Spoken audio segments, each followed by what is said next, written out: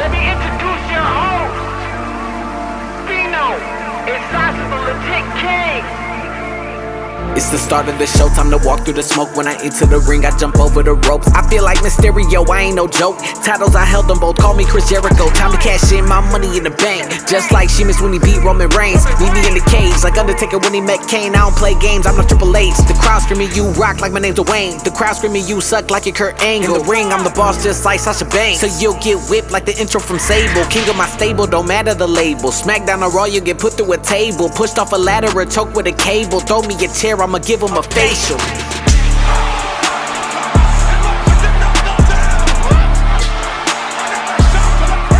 It's the start of the show, time to walk through the smoke. When I enter the ring, I jump over the ropes.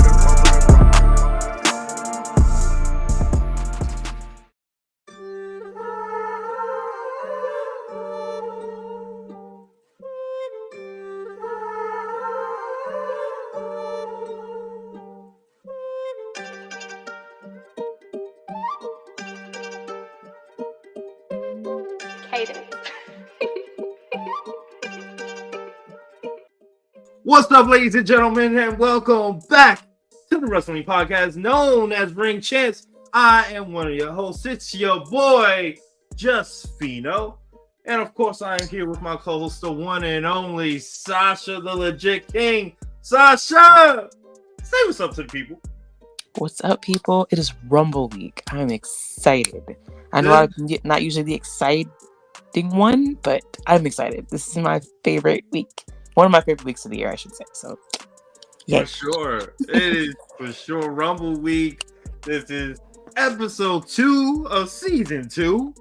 And it's like she said, it's Rumble Week. We're excited. We're ready to get going. This couple of days from the road to WrestleMania officially kicks off. And I gotta say, before we get there, because it's a lot. Today is a lot. Today was kind of like you ever just been stressed on shit that you really shouldn't be stressed about? I'm a parent, so every day. It's just, I felt so stressed today. You know, you're seeing a lot of stuff come out, a lot of news over the last day. Thank you, Wrestling World. Thank you, WWE, for all the news that you've dropped. Surprisingly, no Tony Khan stuff. So, we got a kind of a break, but I mean, today is Wednesday, so you know what that means. It's too early. Something could be happening right now as we speak, as we record, because I know Dynamite just ended not too long ago. So, we got a little break though. This is not a Tony Khan week. Thank God he's not trying to overcome the greatness that is the Royal Rumble. But I gotta say, Sasha, I have just been up and down with emotions, up and down, and it's been great, but then it's like I be getting angry at shit that I see, and I just want to just go off. So I can feel it. Like I can feel it, in your voice. I will just say real quick that this is actually one of those times where if it wasn't for having to do the show, I usually just try to stay away from the internet and all that other stuff because I'm just excited for the the PLE itself. So I try not to. I don't want any spoilers. I don't want to know anything. To be honest with you, a lot of the stuff we're going to talk about today, I had no idea this was going on until we were kind of texting back and forth about the show. But I had to go specifically and seek it out because I just did not know what was happening. Because I've just been watching old Rumbles, just kind of getting myself ready, but I don't know, just kind of a cleanse. It just makes it more enjoyable for me. So I don't know, maybe we should try that. I don't know, but well, see, this is the thing, and I'm not going to get into specifics yet. I'll say that for later. But I didn't seek out any information. I didn't want. I'm like you. I wanted to be surprised. I don't know anything that's gonna happen, any specific details, any I wanted it to be legit surprise. So when it comes to the Rumble to Mania, honestly, I don't know shit. It's a blank canvas for me. You know, leading up to Royal Rumble, that's when I may want to ask questions. You know, I have sources, and I just, you know, I know that we all have sources in the business. Well, you know, not everybody, but I'm about to say I don't have shit. So. yeah. I'm your source. Yeah, but I'm sure everybody got sources and stuff like that, and you know, whether you choose to believe them or not, it is what it is. It's just frustrating sometimes when you see these things out there and then people just believe what they read or people just believe what they hear. Sometimes you just got to understand that it's just information. That doesn't mean it's true. So don't just freaking run with it. That's all. That's all I wanted to say. I'm gonna just leave it there for now. I was about to say, like, I know you got more than that, but okay. I do. I have a lot more for that, but I'm gonna save that for later because we got a big show today. We gotta talk. We got our quick shits. We got 5 topics for our quick shits. For those that don't know what the quick shits are, pretty much we got some topics we're gonna run through as quickly as possible. But I mean, if you're like me, quick shit. Hey, it could be like 20 minutes. You just never know. It might not be that quick. It may not be quick, but you know, I'm a man. That's just what we do. You know, 20 minutes at least 20 minutes. You know, per, you know, I'm just saying. It's just you got to scroll on Facebook. You got to scroll Instagram. You got to, you know, play a game or two. A Marvel Snap. Shout out to Marvel Snap, by the way. But yeah, there's a lot of things you got to do. So this concludes the TMI portion of our program. Exactly. You know. Yeah.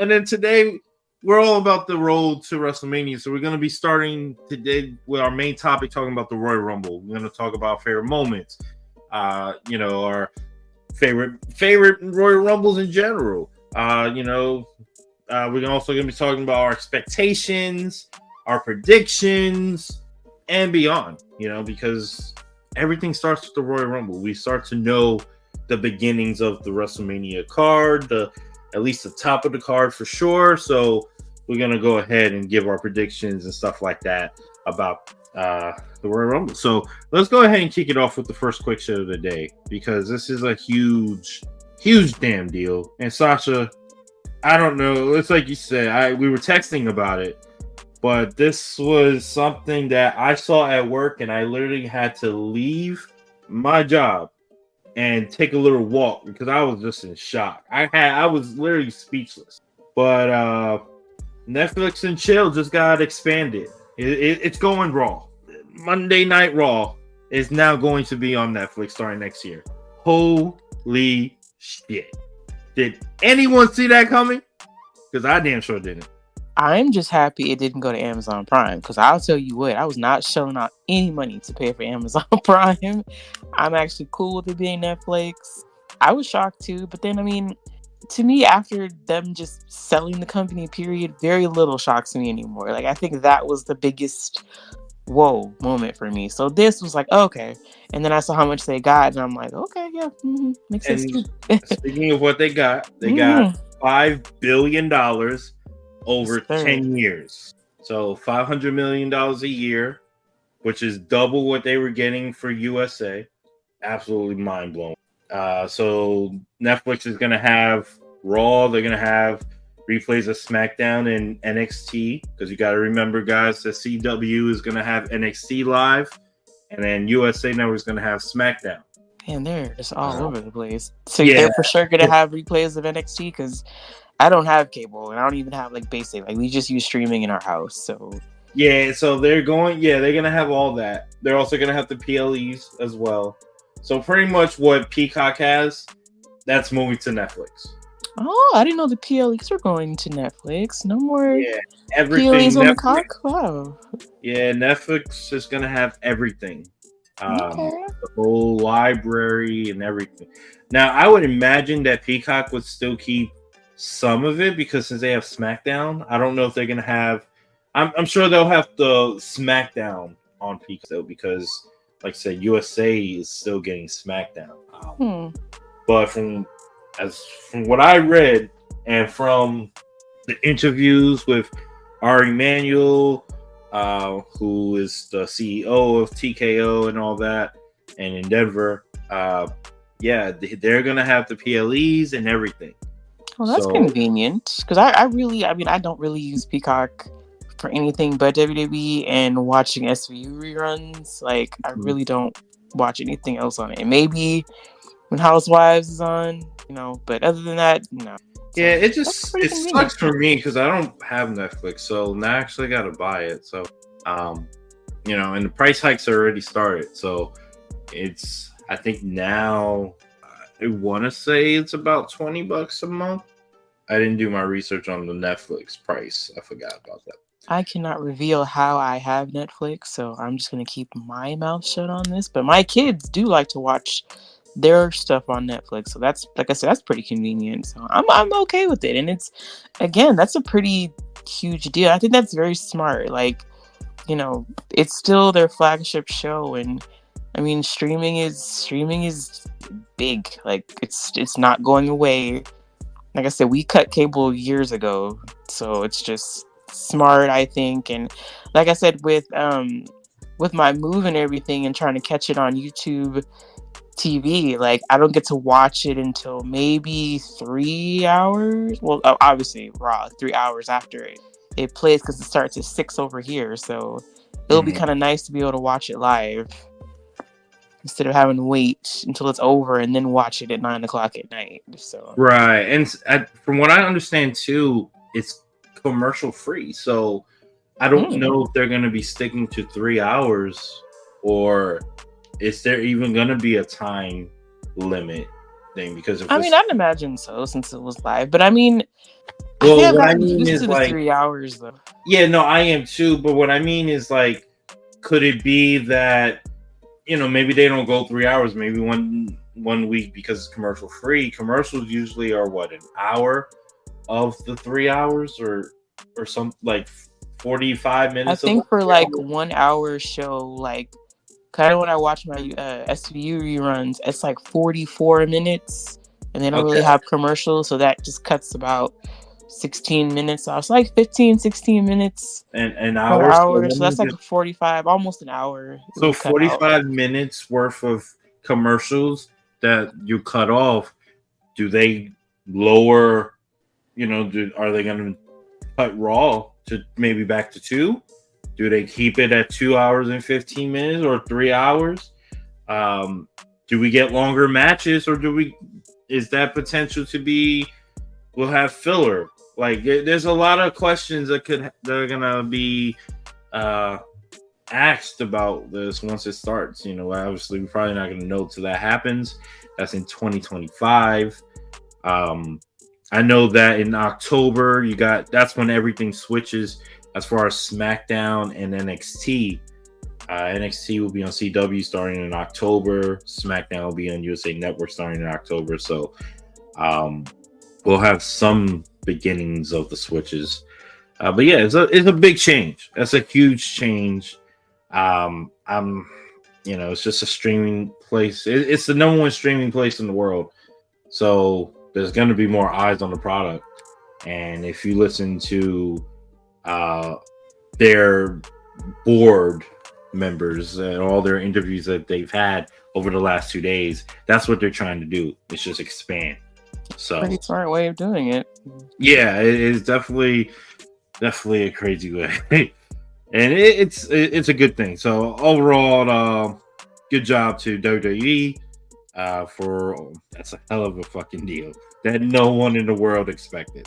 Secure the bag, WWE. Very good. So let's go on to quick shit number 2.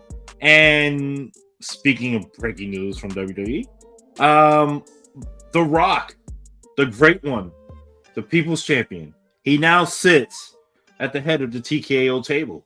He is now a board member or board of director of TKO. Now, I don't know if that means I'm not 100% sure what that exactly entails. Is he a boss, or is he just, maybe you may know more about that than I do when it comes to that. But I don't know if he's like just one of the bosses, or he just helps make the decisions of that. I also don't know who also is at this this table. Obviously, Art Emanuel. I would think Nick Khan, maybe Vince. I think Dana White. Probably those are the only names I could think of that are probably also at this table. But not only is he at this table, and he was the one, The Rock was also the one that rang the bell when they went to Wall Street. But he now officially owns the Rock name. I did see that. Which is a hell of a deal. That is something that never happens. Honestly, if you think about it, the only people that own their own name are people that use their own name. So I'm trying to think who uses their own name. I mean, Samoa Joe is still over at AEW. He's still Samoa Joe. Yeah, but I don't think he's the thing about that is weird because I was thinking about that. CM Punk too, he's still. But I think what it is, the difference with that is he created that name.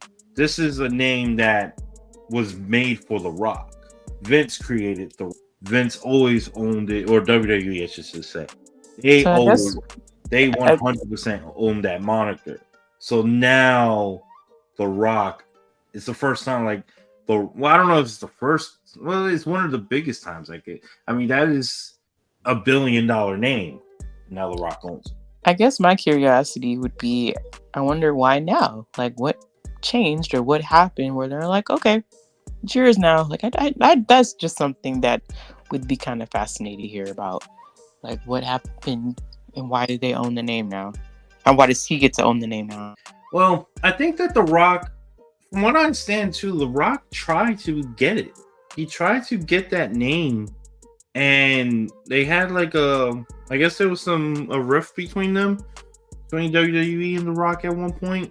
So I'm assuming it has something to do with that. But at the end of the day, that's a huge, huge fucking deal. I was listening to Busted Open Radio with Tommy Dreamer and Bubba Ray, and they were talking about how this never happens. This is a name that his grandfather, his father, and now The Rock, his generation, just how much that name means to not only The Rock, and how The Rock is, wrestling is what made The Rock the person he is today. He has nothing without wrestling. Obviously he wanted to start off as a professional football player, and when that didn't work out, he went into wrestling. And one good thing that he said too, and they point this out, this is not me noticing it, but he did an interview with First Take yesterday, and at First Take he kept talking about professional wrestling. He kept using the word pro wrestling, not sports entertainer or sports entertainment. He was using pro wrestling. So he was always going back to his roots. That it was pro wrestling that got him his movie deals. It was pro wrestling that got him where he is today, and so on and so on. And it was The Rock, that name, that moniker, that whatever you want to call it, that is what got him to this point. And he was always named. If you remember too, he went by Dwayne Johnson for a while. He kind of disconnected from The Rock for. Yeah, when he first started acting, then right, because I think he said he was kind of encouraged not to use, or discouraged, I should say, from using it, and then he kind of just was like, okay, well, let me not run from it. This is who I am, and it's true. That's how the mainstream got to know him as The Rock. So, like I said, it makes sense. We all understand that he's Dwayne Johnson, but if you show the average person, the first thing they'll probably say, wrestling fan or not, is, oh, hey, that's The Rock. So, he owns the name. That's great. Like I said, I was just kind of wondering, oh, okay. Just wonder how that happened. But hey, kudos to him. Kudos to him. It's been a big week for him. So, yes. Rich man, for sure. Rich man. Mm-hmm. Let me hold a dollar. All right, so let's go on to quick shit number 3. Quick shit number 3 is a big name in professional wrestling. Maybe you heard of him, maybe you haven't. I don't know, Sasha. I just know, he just happens to be one of the greatest wrestlers of all time. But Kazuchika I always mess up his first name. But Okada, okay. Okada has officially left New Japan Pro Wrestling. He announced that he's leaving New Japan. Contract ends January 31st. And he only has 2 more dates in New Japan that he's still going to wrestle, even though his contract ends on the 31st. He had one of his last, he was actually currently one of the 3-man tag team champions over there, the trios tag team champion. And he just vacated the title after their last defense, which was, I want to say, 2 days ago. And he is reportedly headed to WWE. Now, this is a big shocker to a lot of people because obviously you look at the relationship between Tony Khan and AEW with New Japan Pro Wrestling. A lot of people pretty much assumed that, I mean, Okada's already worked for AEW. He's done, I believe, two shows. I know he did one pay-per-view, Forbidden Door. No, he's done 2 Forbidden Doors. I'm sorry. So, that relationship is there. Obviously, they have that. Both companies have a working relationship, so that will allow him to, stay in New Japan and also work AEW.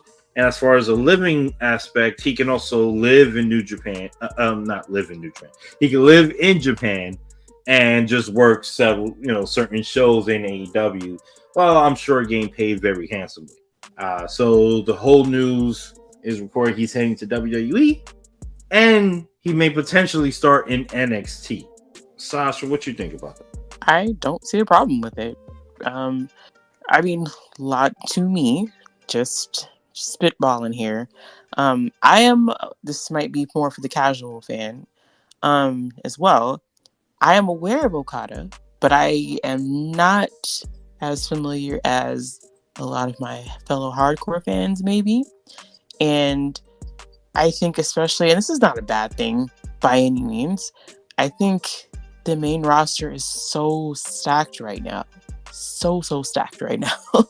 Like, it's kind of nuts how crazy it is up there. But I think it's actually a smart thing. I think to bring him in and, kind of get him, acclimated to, first of all, I mean, I assume he's going to be living in America full time. So that's going to be a whole thing. I don't know if he has a family or not. If he does, then getting that acclimated, that in itself is hard. Like, from experience, moving somewhere different, having to get everybody situated, that takes a lot.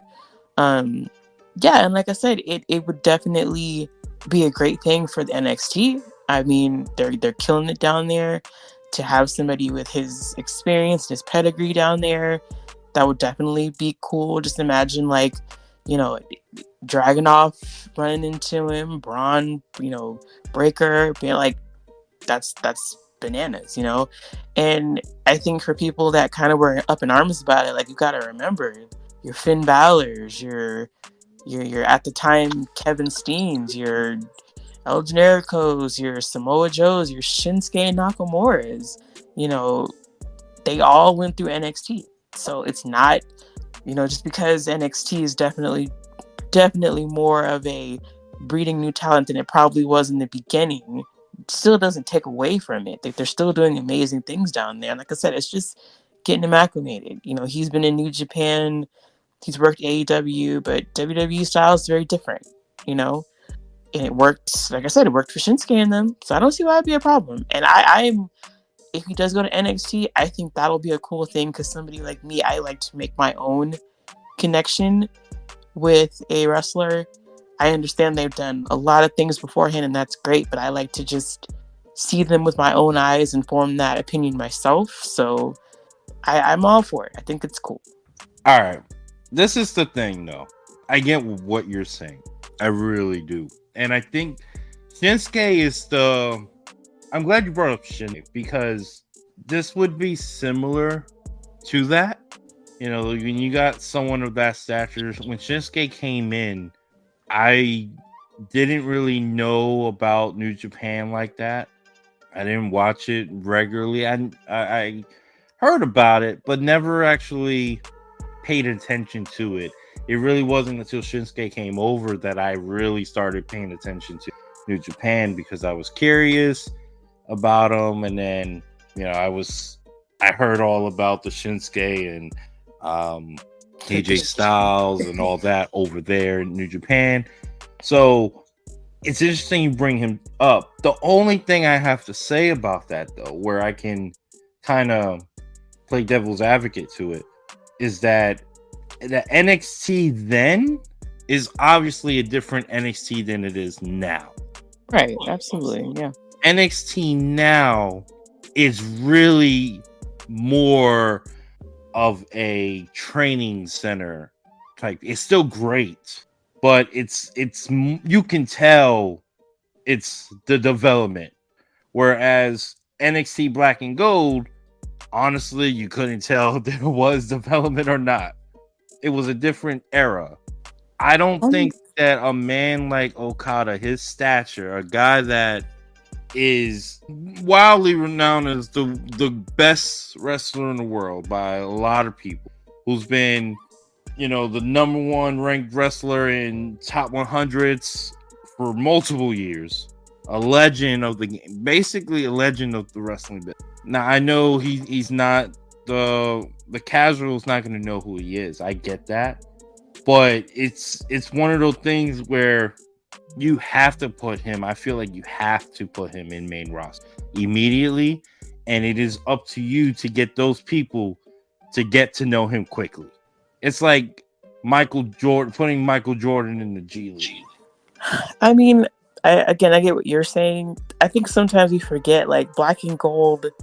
Yeah, I think especially, after a certain time, it seemed like they were just scooping up all the, the big names on the independent scene and things like that. But within that, there were still a lot of people who were just kind of cutting their teeth. But like you said, now in NXT, they're the majority now, the people that are cutting their teeth, which is understandable.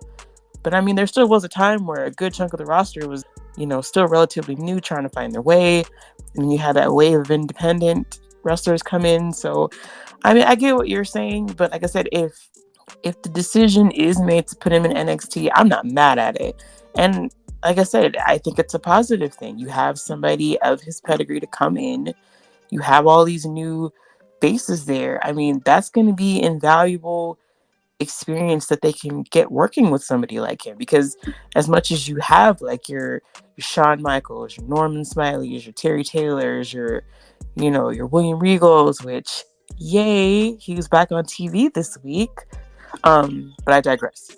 I think that's different because you're actually going to have somebody get in the ring and work every week. So if NXT is going to be the stop for him, I think that's going to be a very unique and favorable thing for the brand as a whole.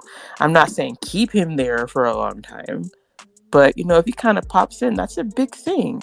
Because like I said, it's especially with them making the move in a couple of months to CW, like, you want to kind of start off strong. You want to kind of get that lore. You want to do that. And I think, especially with the hardcore fans, that's going to be a huge get, because I feel like NXT is not what it was popularity wise.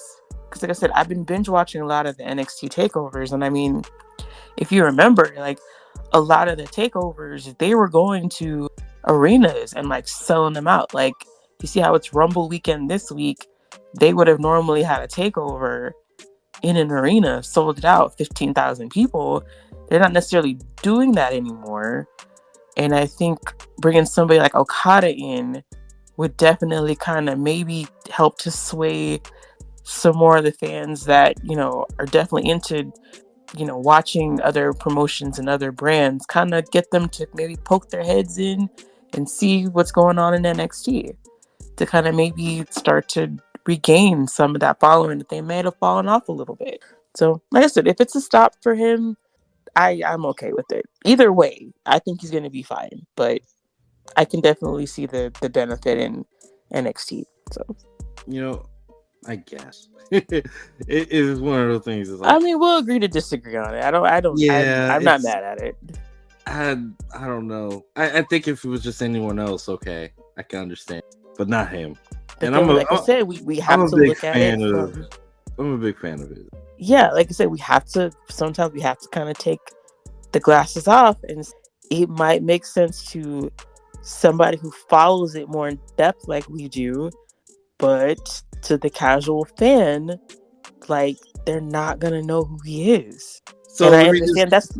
that's not gonna necessarily be a bad thing, but it's like I said, I think it's smart. He's been in New Japan. Everybody talks about the WWE way of working. Like, I don't see a problem with it. I don't So see let a me problem. just ask you this on just quick question. Based on that, based on what you said, MJF, you put him in NXT? To be honest with you, sometimes I have a hard time seeing MJF in WWE. To be completely honest with you, I'm not saying it's not going to happen. I mean, I do too. I'm just Well, trying let's to. just say Like, he I've joined. had a hard time picturing it. It's very hard, but Yeah, I'm not saying let's put just him say in he NXT, joined. but like, Let's just say 10 minutes from now, I get word and I announce it. Breaking news: MJF signs with the WWE. Sasha, you're in charge of putting him on TV. Where do you put him? Are you putting him on NXT? I just need to know, based on what you said about Okada. then I guess my question to you would be, like I said, I just have a hard time. Like, MJ, that's not even a fair example. I just have a hard time seeing him there. Period. Like, it doesn't matter where, but I don't think it's a hard example. I think it's the exact example. Like, it is. if he goes to It's similar NXT, what's wrong situations with that? because you can argue AEW and New Japan are in the same boat. So a stop in NXT probably wouldn't be a bad idea. It's a terrible idea. Is it really though? All right, imagine if AJ Styles had went to. If they had put AJ instead of coming out at number 3, since we're gonna be talking about the Royal Rumble, okay? Imagine AJ Styles didn't come out at number 3 of that Royal Rumble, and he came out in NXT. So, but at that That's time, what year was that? AJ Styles. What was that? 2016? It was 8 years ago. I know that. So yeah, 2016. Okay, so that was. Gosh, That was what in year the. was it? That was the Black and Gold brand, or the beginning stages of it. Okay, but right, like we didn't have like, because what 2016 was. What year was that? That was 8 years ago. That was WrestleMania 32. Okay, so yeah, that's like right when it was. It was like it wasn't the beginning of Black and Gold, but definitely something was turning, because that was what WrestleMania 32. That'll be WrestleMania 32. So that WrestleMania 32 wasn't that when Becky headlined? No, that was 2019. Oh, so that was she headlined 35. That's right. Yeah, 32 was when they had the triple threat with her, Charlotte, and Sasha. So like it wasn't. Oh, okay. So that Yeah, was so okay. like it Okay.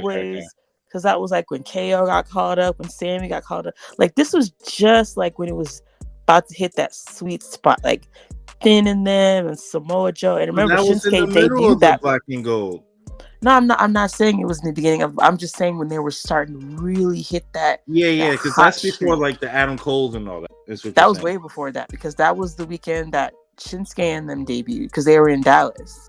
Oh, so like okay. So technically, when you say AJ was like, why didn't he go to NXT? Like that was just the beginning of when they were starting to get like a lot of those. So he missed the cutoff. Yeah, those big indie names coming in. So that's when people use that argument. I'm like, well, that's very much of a timing thing.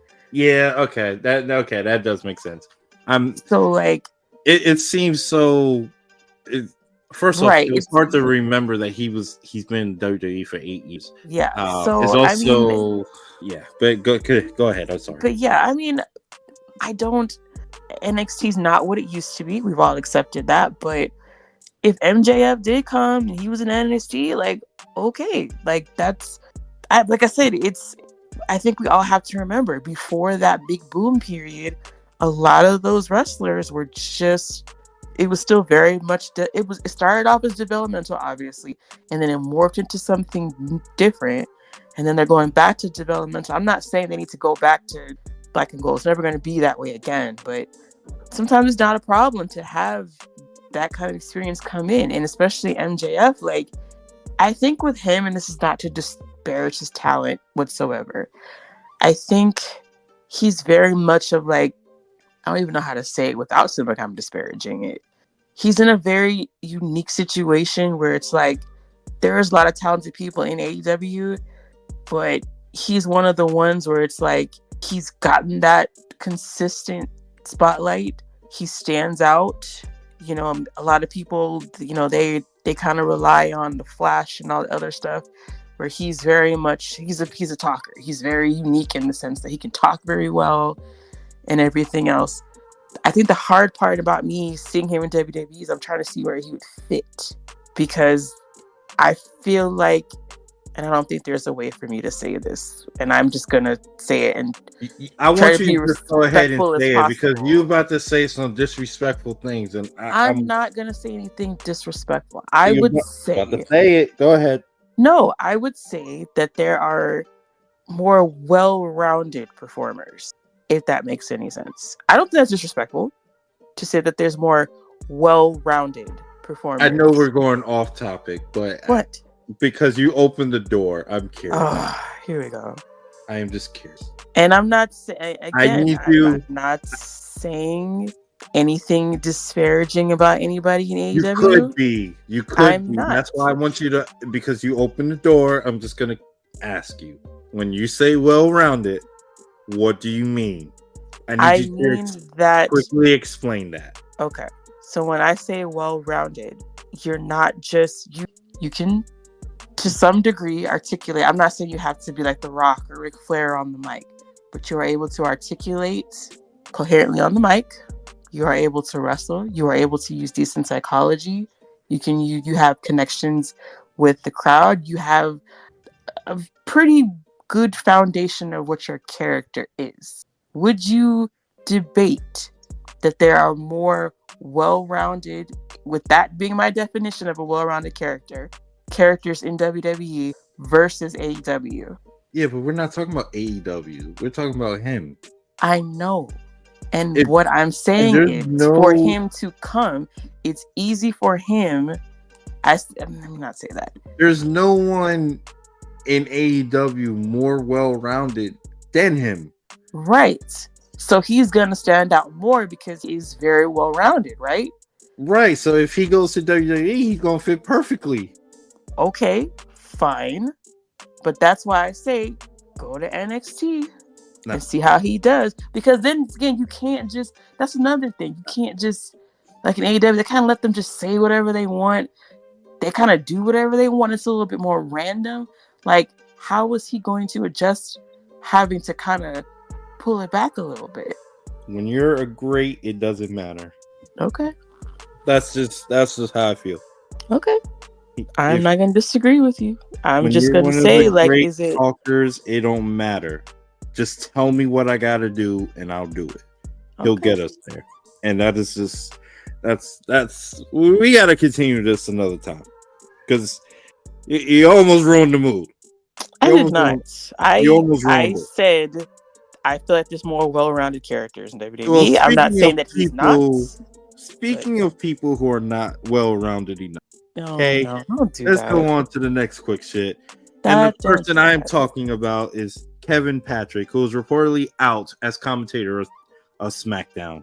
Is he just out of the commentary, or is he just out of the company? No, he's not out of the company. He's just out of as commentator. He's not going to be our SmackDown commentator with Corey Graves anymore. Looks like Michael Cole is going to assume the position until they figure out who that person is, I believe. So on Friday, it'll be Michael Cole with Corey Graves.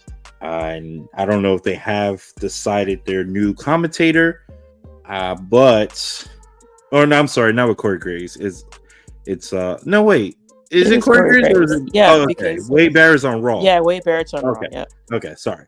Yeah, so I don't know who's going to assume that position with Corey Graves. I miss Pat. Just thought I'd slide that in there. I miss Pat. I mean, I would personally love Pat McAfee. I Yeah, but just don't. he's busy doing like 15 million other things. Yeah, that's the thing. Yeah, I just don't think that Pat has the time to. I know he's not doing he's not doing football right now, but that means you're gonna have him to what, August? No, wait, September. I think is when college football starts again. I mean, you could do it, but that's what, 7 months, 8 months. You can go with Pat. That would be amazing. It'd be a nice run. And plus, I love his chemistry with Corey Graves. I think that would be really interesting. But yeah, Kevin Patrick out is I don't blame them for it. I like Patrick. I like Kevin. He's not bad, but he's not it. Like, and I don't know if that's I don't know if his accent is the reason why maybe he's not connecting with people, or he just doesn't have the energy. I think at some moments he does, but overall, it's not that. He's definitely no Michael Cole. And then if you go back into the history of WWE, obviously he's not, like the Jerry Kings. He's not JR, so obviously it's unfair to compare him to those names, but when you're in that spot, people are gonna just do it. So what do you think about that, Sasha? I think he's a very nice. I've heard him on the After the Bell with Corey Graves, and I like him. He's very nice. He's very personable. I don't necessarily think he was a good fit on commentary, but I do think people were very unnecessarily mean to him about it. And I look at it this way, and I remember like what Renee Paquette said when she was in the commentary position. That's a hard job, and to go from what he was doing, and then say, okay, hey, we're going to put you in the commentary position, like that's a very stressful and pressure filled. And I think he did honestly the best that he could. I think with them putting him with Michael Cole and Corey, trying, like, you have to give it up for him to stick it out and to remain positive. And because, like I said, listening to him on After the Bell, he clearly loves working in WWE. Like, he clearly enjoys it. He's liked by his peers and everything. That was just a really difficult position. And I think sometimes people kind of forget that. I think a lot of us came in and, you had your Jim Rosses, you had your Jerry Lawlers, like you had people who were just, boom, this was their thing, that's what it was. And over the past couple of years, you had people put in that position where it was like, they didn't give enough grace, they didn't get enough time to really grow. Even if you look at like Corey Graves was in NXT doing a great job, then he got moved up. Like, now it's just like, hey, we're gonna put you on the flagship show and you're gonna do 3 hours and just go for it. And I'm like, I would be stressed the fuck out trying to do that. So I mean, kudos to him for sticking it through, for remaining positive. I really hope that, I enjoyed him when he did backstage interviews. I hope that he gets to do some more of that. Or even if they want to, put him in NXT and let him, work with Vic Joseph and Booker T, and maybe in a couple years he can get another shot. Because, like, he wasn't terrible. He just wasn't what I think people expected out of the Voice of Raw. Like, or SmackDown or whatever. You have certain people who have that energy to them. Like, Corey's he knows his pop culture. Like, he's quick with a good line. Wade Barrett, like, he's just a natural talker. Like, he can just go. Like, I really enjoy Wade, and Michael Cole has been there forever. So, that's not an easy job to do. So kudos to him, and I hope they find something else to utilize him by. Because I do think that, he deserves to still be there and do something. Just maybe not that. Maybe not yet. Maybe he'll get another shot. Who knows? So, any idea who you think they could put there? I'm thinking Vic Joseph, possibly. I like Vic Joseph. I like what him and Booker are doing together. I like that they're a good team. I really miss Nigel McGuinness. I liked him. I heard some people were like, hey, bring Mauro Ranallo back. Like, Oh, I would love Morrow. I would love somebody that. also suggested like Big E doing it since he's, they're not really sure what he's gonna do wrestling wise. So I mean, you Hmm. know, That's I don't interesting. I know. didn't even think about Big E. I mean, I, like I said, I miss that would Nigel. put Corey Graves in a different spot too, because I think Corey Graves will have to be the Michael Cole of it, and then let Big E be the Corey Graves. They'll have to switch. Corey I Graves don't gonna know. have I feel like Big E might be like too big of a personality for that. Like, I feel like I would be distracted listening to him. Like, yeah, I it would love be a him. I feel like I very would just be very just, distracted by him. But just put the New Day. Fuck it. yeah, but Morrow, I mean, Just I put the think New Morrow Day would with, be good. Him and Corey would be good. I or like A. Michael. Yeah, I like Michael Cole and Wade Barrett together. I like them a lot. So I don't know. Change that, please. That's good. Or hey, look, we hired one of the best commentators in the business, CM Punk. Let's go. Oh no, That's I'm my not ready for that. commentary. No. Just give me backstage. I'm good with that. I don't need to be out there for 3 hours. I'm straight. That's all right. But no, we got So that's the. I agree with you though on everything you said about Kevin Patrick. I do like him, and hopefully they find a good spot for him. I think Triple H likes him too. So it's not like he wasn't liked. It's just that it just wasn't him. It Yeah, wasn't the right. he's a nice guy. I all think good. they probably could have done a little better by him. Like I said, even like look at someone like Beth Phoenix, like how she was given opportunities. She did the Mae Young Classic. She was on NXT, and towards the end of her run, she actually got really good. Yeah, I thought So she it's was like, really good. Yeah, yeah. So it's like, if he's still interested in doing it, like let him go to NXT, let him do things like that, and bring him back up. But I just put some respect on KP's name. He did the best he could. So good job. That kudos is to true. him. That is true. All right, so Sasha, let's get on to the main topics of the day. No problem. Yeah. Mm-hmm. All right. So, like we stated, and like you'll hear a million times before the actual event itself, we're on the road to WrestleMania, guys. This is, for a lot of us, this is probably our favorite event of the year. WrestleMania is WrestleMania. Like, it's going to be big. Everybody's going to watch. But there's something special about the Rumble. And like I said, I, for one, super excited. So in this portion of the show, we're just going to talk about some of our favorite Rumble moments, some of our favorite Rumble matches, some of our favorite Rumble surprises, and then we're just going to go over what we expect to see on Saturday and some things we hope to see, and just how this is going to just shape out, because like I said, this is the start to a lot of our favorite season. I know personally, I'm not a big Halloween girl. Christmas, fine. Thanksgiving is the GOAT to me, but this right here, Saturday all the way up until WrestleMania, this is my favorite. This is my holiday right here. So yeah, we're gonna get into that.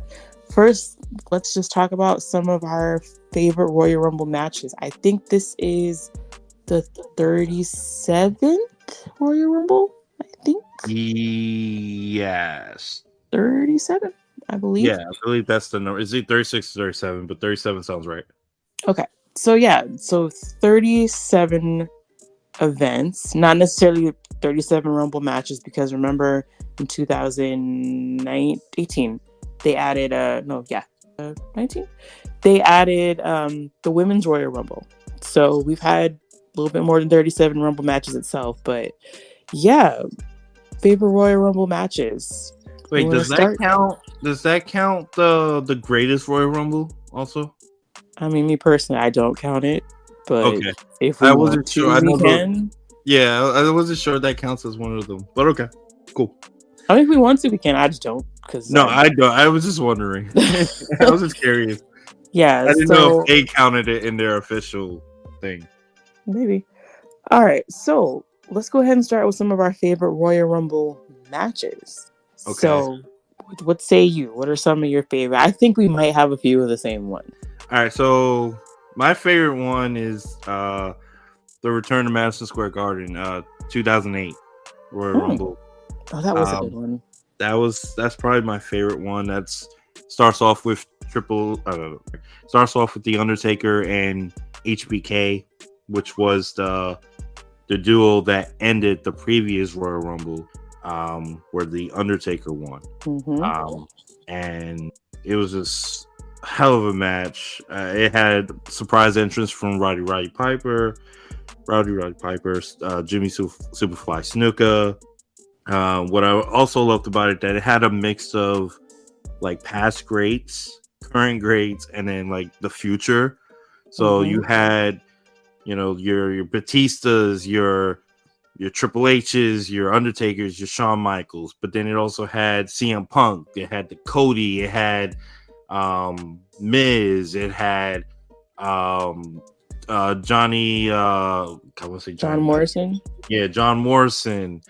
You know, so it had a mix of different people. It had funny moments in there. With the Hornswoggle's part was funny. You know, it had just a bunch of that. And then obviously it ended with it had a great surprise return with John Cena, which no one expected him to come back from pectoral muscle tear that usually I think takes you out for like 7 months. He came back in like 3 or 4. It was fucking crazy. Plus it was in my old town of New York City, and the crowd was absolutely on fire the entire night. I mean, it was, you really couldn't have asked for a better Rumble. Even the final 3 was Batista, John Cena, and Triple H. Like 3 of the biggest names in the business. And they battled it out, and eventually John Cena did win. This was his first Royal Rumble win. So yeah, that's my personal favorite. What about you? I mean, I don't really have like a favorite. I have like one of your 5 or 6 written down, but okay. I do want to give a shout out to the 2020 Men's Royal Rumble, because that was in Houston. Unfortunately, I didn't get to go, which is crazy because I drove all the way to San Antonio 3 years prior, and I went to that one, but I couldn't go 30 minutes down the road to the one in Houston. But that was a really good one. Like, it was, I know the beginning was memorable because Brock Lesnar pretty much took out damn near everybody. Like the first third of the participants he took out by himself, which I think was very memorable and unique. And then to have Drew come in there and take him out was big. And there was really no lag after that. It kept going. And I'm going to talk about this later. One of my moments, my favorite, I'll talk about it now, I guess. One of my favorite Royal Rumble moments was Edge coming back, because did not see that coming. And to this day, I'm like, I wish I had gone, because that would have been amazing to be there to experience Edge coming back. So, and then of course with Drew winning, that was just a cool moment, because after all he had been through, to see him come back and feel like that was definitely his time, his spot, was really, really cool. Because, you know, for years people had been complaining it was the same people getting opportunities, and for Drew to come in, that was really, really special. I think for me, one of my other favorite ones was actually the first women's Royal Rumble. For me, that was, I always go back to that one because, one, just of obviously the moment of, you know, the women having their own women's Royal Rumble, but also just all the appearances from the past that we had in there. So you had the Tori Wilsons, you had Trish Stratus, you had Lita, who started it off, you had Molly Holly, Jazz was in there, Jacqueline, not Jazz, it was Jacqueline, I'm sorry. It was someone who, it was another person I'm missing, I think. Michelle McCool. So you had a mix of the past, along with the, you know, you had current greats, you had, you know, Sasha Banks, you had Becky, who started it off, those two. You know, it was just a lot of great moments. Naomi had a moment, you know, when Nia threw her out of the ring, she landed on the barricade. Like, that was pretty cool. But that's just overall like one of my favorite Rumbles. Just by that, just that whole moment, you could just feel, you could just feel them like really being honored and special. You could just I actually watched it the other day. I still got goosebumps just thinking about how great that Royal Rumble, just for the moment.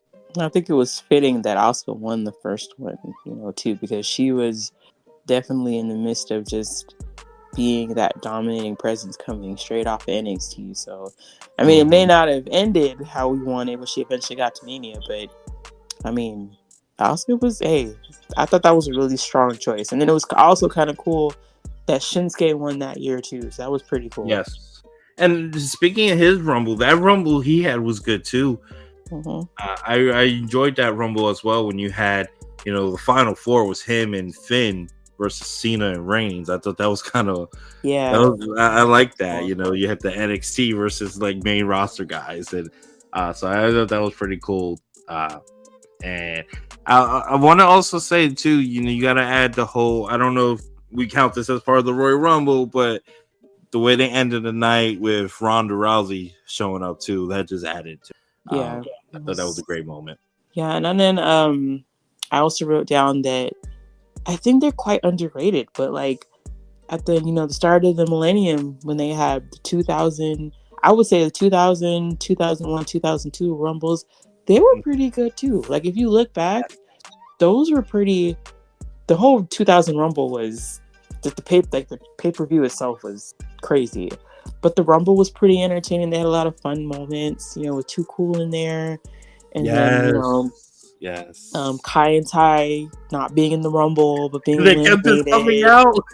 Yes, and then this was kind of like a big moment because The Rock was saying he was going to throw everybody out, so everybody was kind of gunning for The Rock because he had pretty much just like talked down everybody on the roster. And like I said, that was a big moment for The Rock, I would say. And then the following year, 2001, which I think is like a really underrated one. It was in New Orleans. That was Austin's third win. Yes. That was the year that Kane had set the record, which went like untouched for years. I think it was like over a decade before somebody finally broke the record, for most eliminations in one Rumble. Kane was dominant in that one. That was a fun one. Was that the Drew Carey one? Yes, it was. Okay, that's what and then the Honky Tonk Man came in that one and stuff like that. I thought that was fun. And then 2002, one of my favorite moments. Triple H coming back from tearing his quad, Maven eliminating The Undertaker. You had Goldust come back, you had Val Venus come back, you had Mr. Perfect come back. I mean, if you look at it, you had Austin, Kurt Angle, like all those guys in the Rumble. That was a really good one too. So that was like a pretty good streak of just solid Rumbles. And you didn't even mention one of my favorite moments in Rumble history. Happened in 2002. What? Hurricane. Yes. Trying to choke Hurricane. Trying to choke slam. Triple H. And Triple H. They both, that's the one time in their careers where they both agree on something. So I would say like 2000, 2001, 2002. Those are some of my favorites. And yes. I think the one that everybody references was 1992 when Ric Flair won. I was like 2.5 years old, guys, but I've watched it many times. It was really good, and Bobby Heenan's commentary definitely did great. I mean, Gorilla Monsoon, them two together are awesome, but it was a really good Rumble. So I'll give a shout out to that one too. It really was. I didn't watch that much later. I was only like a month old, 2 months old. I don't know, something like that.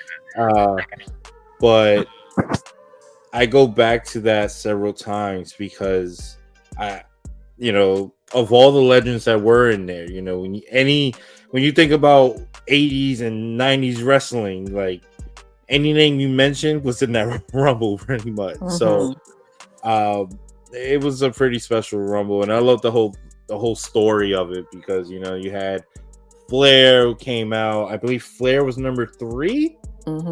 And he lasted the whole way. And then, we get the end with Hogan and Vicious, and Hogan helping Flair win, whether it was intentional or unintentional, whatever the case may be. But he, at the end of the day, Flair kept the title. It was the first Rumble where the title was on the line. We've only had that happen one other time, and that was Triple H, who won the title when Roman took the title into the Royal Rumble. I believe that was 2018. No, I think it was 16. 16? Okay. Mm-hmm. It was one of those years that, because Roman won in 15. 16 he was the champion, because the following year, 17, I went to that one. Okay. Mm-hmm. That was the one with him and Bray and Roman, when they went to Rumble. They were the final three. Okay. Yeah, and you mentioned the infamous year 2015. That was a low point of the Royal Rumble. We kind of skip over that year. That was in Philadelphia, if I remember right. With Roman winning, and that. But what's crazy about that night? You can argue that was the greatest greatest Royal Rumble moment in history, because that moment created our tribal chief. When you really think about it, that started all the hatred that he had built inside of him. It started it all, and then my tribal chief was born years later. So thank you, 2015 Royal Rumble. Thank you, 2015. Thank you for booing The Rock. I have a feeling, and we'll get into this soon in just a few, but I just have a feeling that's going to be a part of their feud. That moment right there. I just have a feeling. I mean, that would be good storytelling. But I will get into that, because speaking of storytelling, I can't wait to talk about it. But let's get to that point when we start talking about predictions and stuff like that. Sasha, we talked about our favorite Royal Rumble matches, but are there like particular moments? I know we kind of talked about certain ones. Like for me, was the Hurricane Helms moment with Triple H and Stone Cold. You've mentioned the Maven one, but were there other like favorite moments that maybe they weren't in the best Royal Rumble matches, but hey, that moment, that sticks out? Like I said, we already talked about Edge returning. AJ debuting was, for me, that was pretty cool, because I was well aware of who AJ Styles was, but because I didn't watch TNA like that, and I didn't watch New Japan, that was the first time I actually saw him in the ring. So gotcha. That was a cool moment. Like I said, I knew who he was, but I'm like you. I didn't watch TNA, but I did watch New Japan at the time. So I had just started watching New Japan. So I did know who AJ Styles was. But I'm trying to think another one. I think it would be a crime if we didn't mention Kofi Kingston's moments. Yeah, I had him on my list. Different ways he's jumped from barricades. He's done handstands. Mm-hmm. He's been saved by pancakes. Yes, I think the pogo. You know what? Outside of like wow, that's amazing. I think one of my favorite ones is underrated. I think people forget is when, I forget what year it was. I think it was maybe it was 15, because I just recently watched it. When he got thrown out and got caught by Adam Rose's rosebuds. Oh yeah, okay. That was funny. And then to see once they put him back in the ring, Adam Rose got eliminated right after, and they did not catch him. Yeah. So I thought that was cool. But from a pure athletic standpoint, I thought that handstand one was pretty dope. That was the first one, right? With the Miz, you talking about?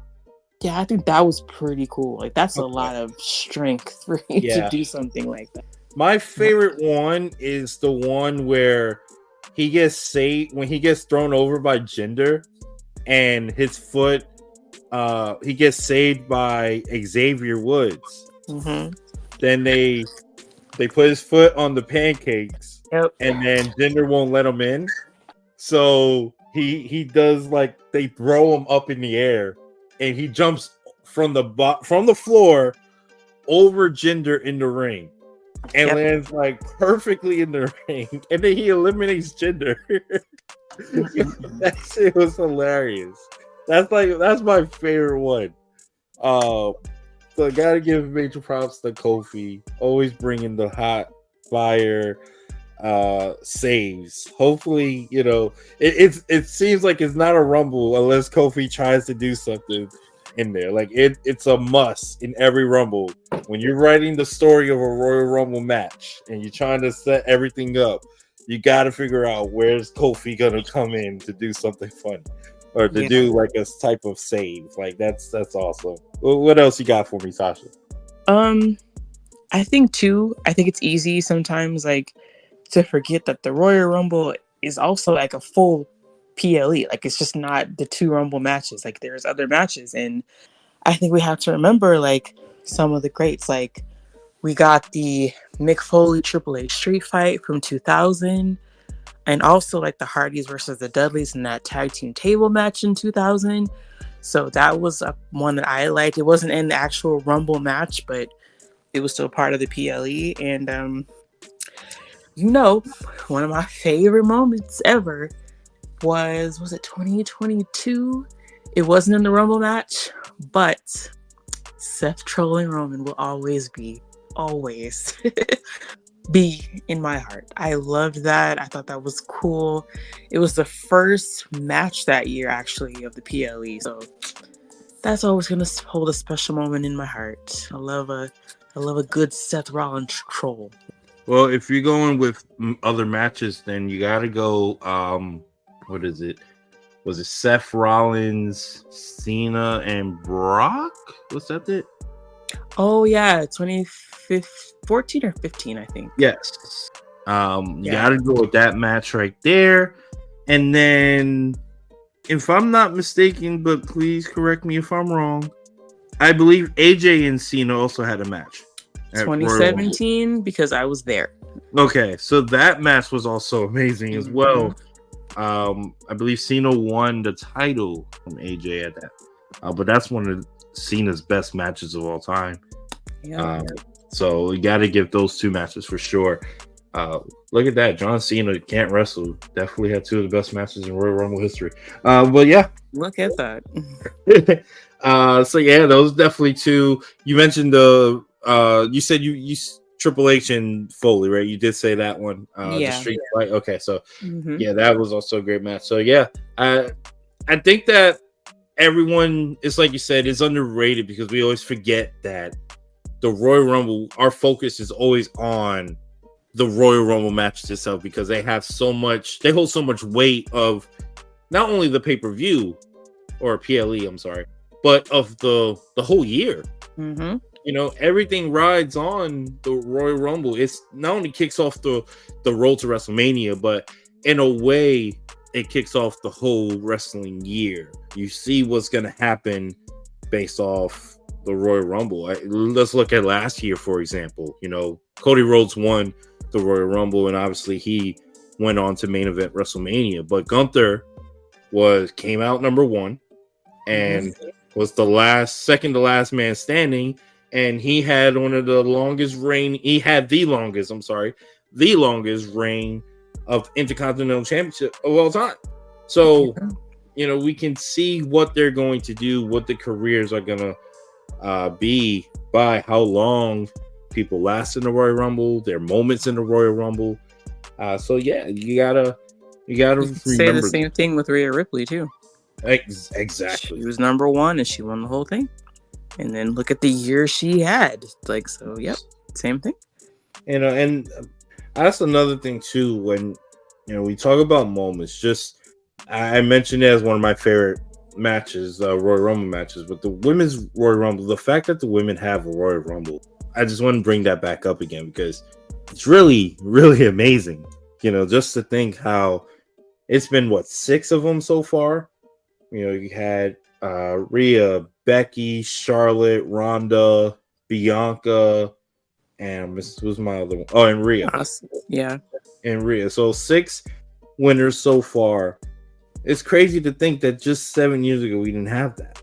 We didn't have a Royal Rumble for the women, and to see how far they've come, this evolution Yeah, It's a because great thing. think about it, even longer than that. There would not have been enough women to make a Royal Rumble, so it made sense why they didn't have one for so long. But now it's like no problem getting women in there. So it's cool. Like I said, I think it's so cool that they have two.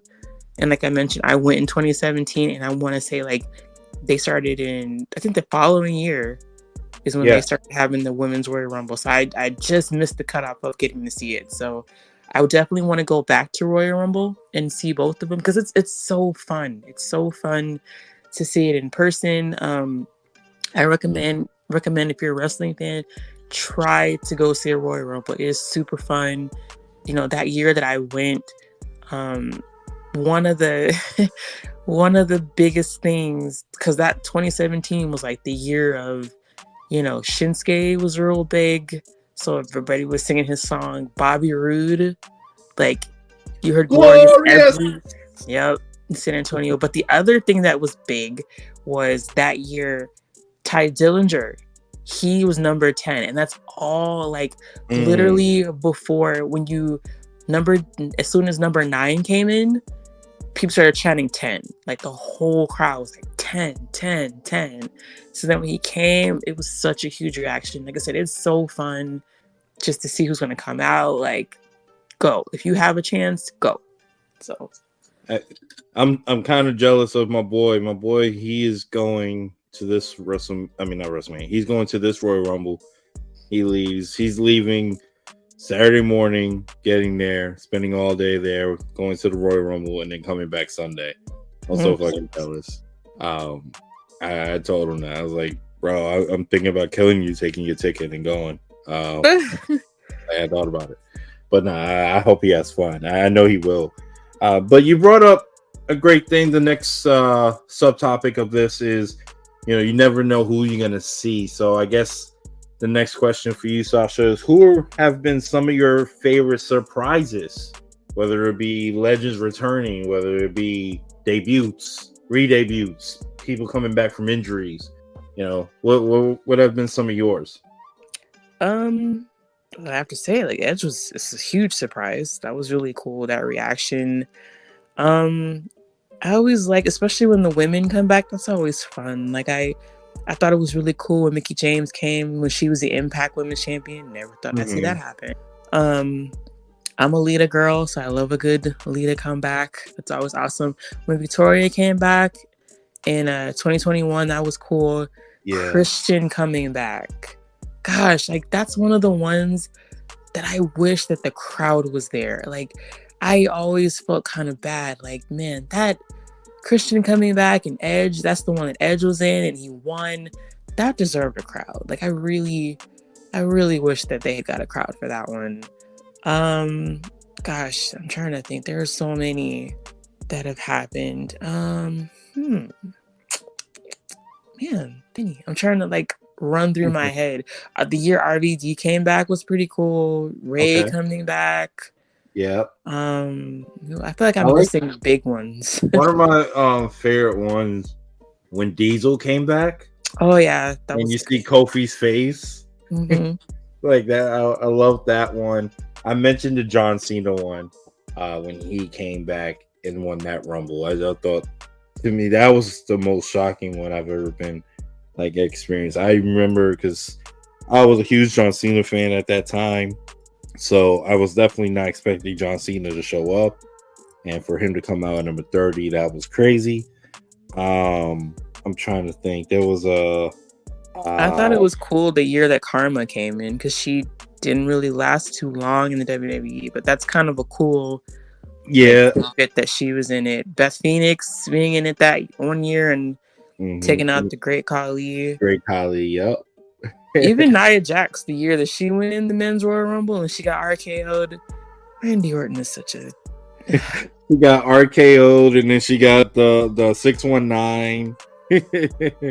Like, Randy Orton is the only guy that I feel like we as a society have okayed for him to lay hands on a woman. Like, we're all like, that's just a total Randy thing to do. Like, it's totally okay. So, man, like I said, when he finally gets Rhea Ripley, boy. But yeah, that's it's like I said, it's always such a cool thing. This is like 37, so there's, like I said, the Ty Dillinger one was cool because everybody was excited. I think that was always a cool thing. AJ coming in was cool. I remember in 2017, a lot of people kept saying that Samoa Joe was gonna come, and then when 30 hit and it was Roman Reigns, oh, the boos! It was it was like they were so pissed because they were just sure it was gonna be Joe, but it was the other Samoan Joe. So yeah, man, I'm trying to think. There's just been so many. It's always fun, always a fun thing. Do you have any? Well, as I can say, speaking of fun things, I don't like to say I don't know if we're counting this as a Royal Rumble, but because it happened during one, I'm gonna mention it anyway. Your boy Titus O'Neil. Don't do Titus like that. Don't. I knew it. I thought we were gonna get through. I thought the classy thing to do would have been not to draw attention to it, but Oh man, your boy Titus. Oh, we love you, Titus. I didn't okay this Titus. He went rogue. I didn't have your name written down. So I'm just saying, like, if we're gonna mention Royal Rumbles, funny moment. But no, I thought another one, another surprise I like was Jim Duggan. He came out. Which Rumble was that one? I just watched it. It was not too long. I want to say it was like 20. What year was that? Well, all I remember the whole time he was out there, he'll hit somebody and say, "Oh!" Like his, oh man, Jim Duggan. Love a good hoe moment. Very good. Yeah. Oh, and speaking of that, Godfather, when he came back, yeah, he lasted like 2 seconds, but he came back with the hose. Yeah, he came back the first time he came back in 2002, he was running an escort service. Like, listen to Jerry Lawler's commentary. It's amazing. It's funny. I love Jerry Lawler and Godfather interactions. Good stuff. Speaking of Lawler, like, I did like when it was the you spoke about the Karma return. Debut was surprise.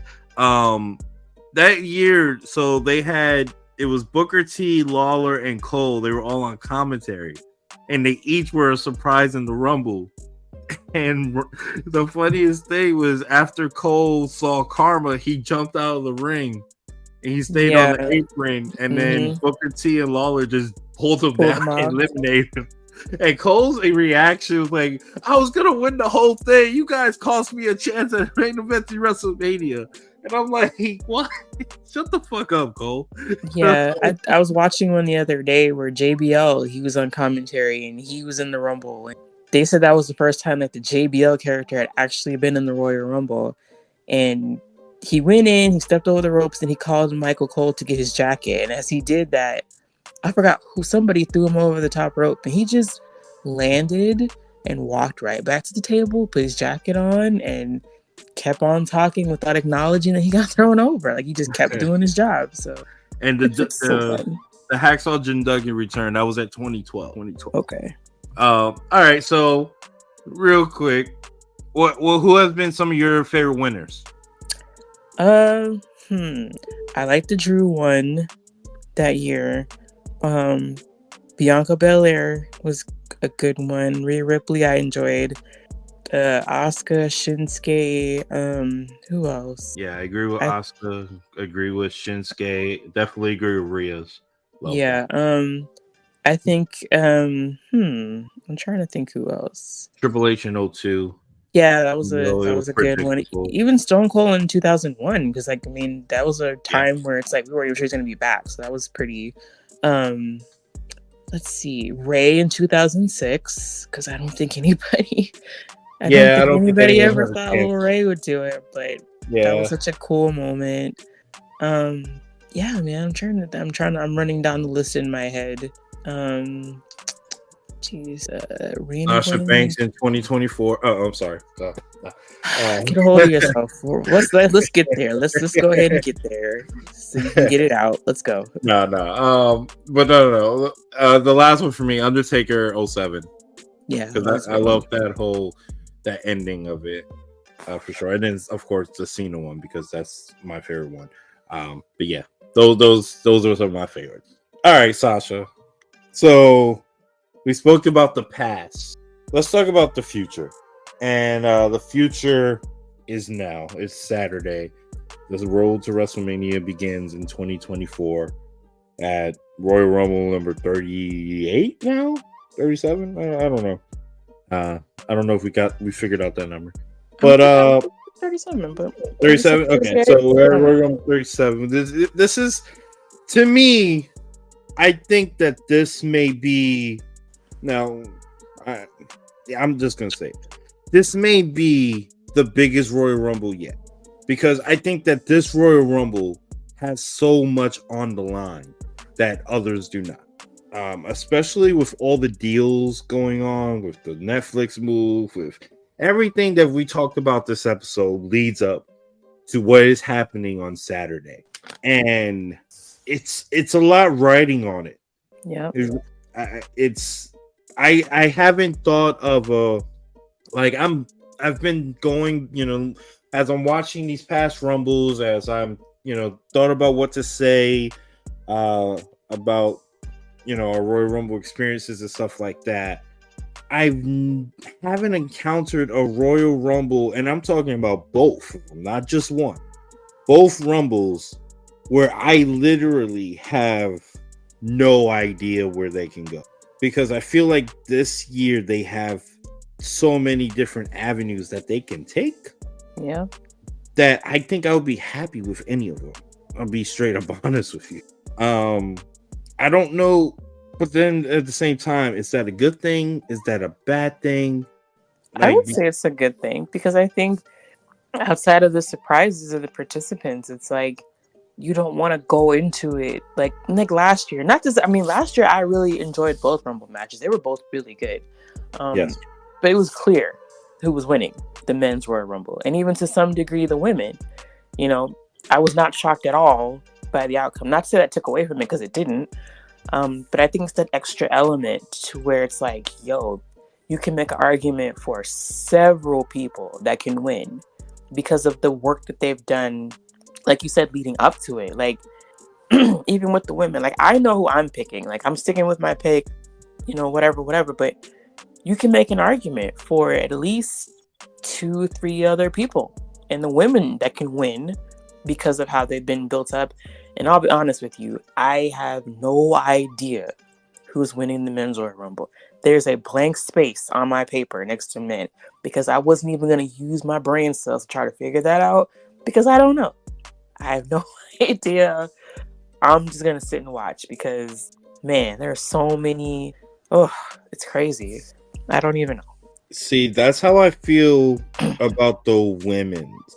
Like, I know what would make sense right now. At least to me, would make sense. The problem is, I don't know the exterior factors.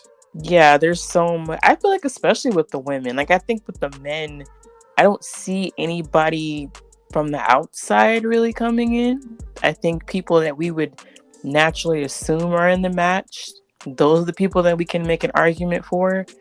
I think with the women, you have more of like an outside influence, because like you don't know who might come, who's debuting, who might be returning. Like, it's a lot more, I think, in the women's outside factors that are influencing. That's what makes it hard. I'm sticking with my pick, just all right. To go to logic extent. So I say let's talk about the women's first. I think that's let's start there, because I think the men's one might be the one where I might have a lot more to say. Yeah. I think that is the case. Let's start with the women's. So first, before we give any predictions or anything like that, what are your expectations for the women's Royal? I think we're definitely going to see somebody. I think we're definitely going to see at least one return. Okay. And I think we're definitely going to see one official in-ring debut. Okay. But that's about it. I think it's going to be quite good. But that's pretty much. I can at least say maybe one return, one debut. That's all I got. So I think I told you. I think I texted you my thing. Did I? Yeah, I'm pretty sure I did. So I have in this my expectations. I expect a bunch of people to be in this match. Obviously, it's already women, but what I mean by that is surprises. So I'm including NXT as surprises. But I counted 1, 2. I have 8 surprises in this match. So we got returning. I got a returning Trish Stratus. I got a returning Naomi. I got a returning Sasha, and I got a returning AJ. That's a lot of returns, but I'm going with it. I think they're gonna stack the card this year.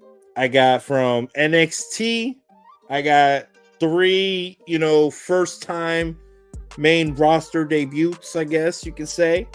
I got Lyra, who's the champion. I got Lola Vice, and I got Tiffany Stratton, who I predicted is going to come out at number 18. I said that, I believe, last episode or the episode before that. Okay, and then I got the debut, the official debut in the company. I got Jade Cargill making her debut. So right there, that's loaded. You already got to load it. Not including all the rest of the people who's going to be in this match. From the Becky Lynches, the Baileys, the Bianca Belairs, the Kairi Sanes, Asuka, Chelsea, Tegan, Candice. I think I said Nia already, but I'm going to say it again. Nia, Zoe.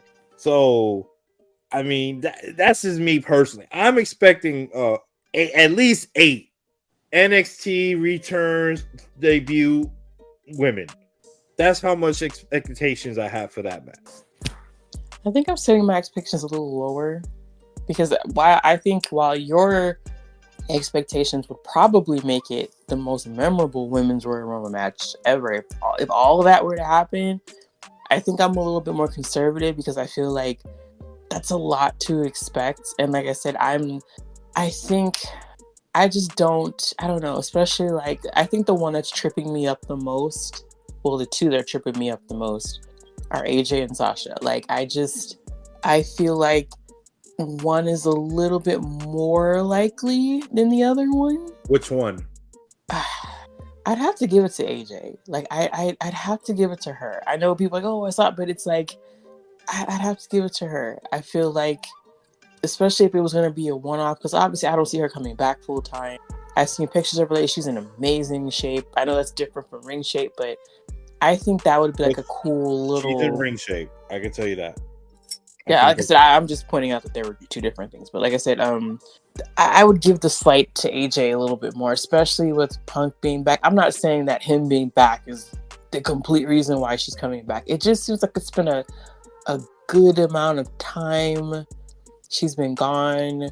I think the fans are ready. They've always been ready, but I think especially now, it's like people are like, clamoring we want for AJ. And I feel like when you talk about the women, how they've evolved, I feel like in a way she's not given enough credit. And I think this would be a beautiful time for her to get her flowers because she left right as the women were really starting to get opportunities. Because remember, she was the one really being like the linchpin of the division for such a long time. And then, like, if you think about it, WrestleMania 31, she was in a match. She was a tag team match with Paige versus the Bellas. And then literally the next year, it was Charlotte, Becky, and Sasha. And then we were on from there. Yep. So, like, I just think in the love story that is wrestling, it would be a very poetic thing for AJ to come back and get her shine and get her flowers, because I think this is a wonderful time. Mercedes, Sasha Banks, I know, like, we both have talked about it. I know your WrestleMania card pretty much hinges on this young lady. Like, the whole, if she doesn't come, it's like the stack of cards. But no, I think the more I think about it, some days I'm like, maybe she's not coming back. I don't know. It's like this. I just tell you straight up. Yeah. If she doesn't show up this Saturday, then she's gonna debut in AEW either that same night, which I could see Tony doing that, which actually would be kind of smart. She's either going to debut she's either going to return to AEW that night on Collision, or she's showing up at the Royal Rumble. I'm going to tell you that straight up right now. Saturday night, we'll know what happens. If she doesn't show up at the Royal Rumble and she doesn't show up at Collision, then I don't fucking know. Yeah, I can tell you this: if she's not showing up at the Royal Rumble, she's not coming back to WWE. I can tell you that. Yeah, that feels kind of. I can at least feel kind of like final. Like if you, but like I said, you never know. There's still time. But like I said, I just don't see both of them happening. Like especially with, if Jay comes, Naomi, like that's a lot happening right there. It would be cool if all of that happens, but like Sasha Banks and Jay thing. That's the one thing that's about it. It's just like it makes, if she doesn't come back this Saturday at Royal Rumble, then there's I don't see where you can bring her back leading up to WrestleMania. So if she does come back, does she win? So her coming back and winning would probably, I didn't think I would be. So if you remember all last year, pretty much all last year, I think you did. The winner of the Royal Rumble, Women's Royal Rumble, will be Sasha Banks. I said it the entire time, but that was also under the expectation that Bayley and Damage Control would be one unit the entire time. I didn't expect them to be doing the whole, kicking Bayley out situation. I honestly thought they would do Bayley versus Sasha at WrestleMania. That was my whole idea all last year. With them not doing that doesn't seem to plan, and Bayley being, the odd man out of Damage Control, or the slow push to that.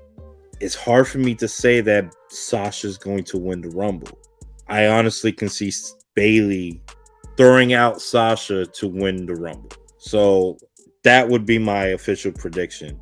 If I'm going to make my prediction, that is it. Is Bayley wins, she throws out Sasha to win the Rumble. Yeah, I have Bayley too. But I guess if she does come back, let's say Sasha wins. Let's just, because you said it all last year, so let's say she comes back. Let's say she wins. What's her WrestleMania match?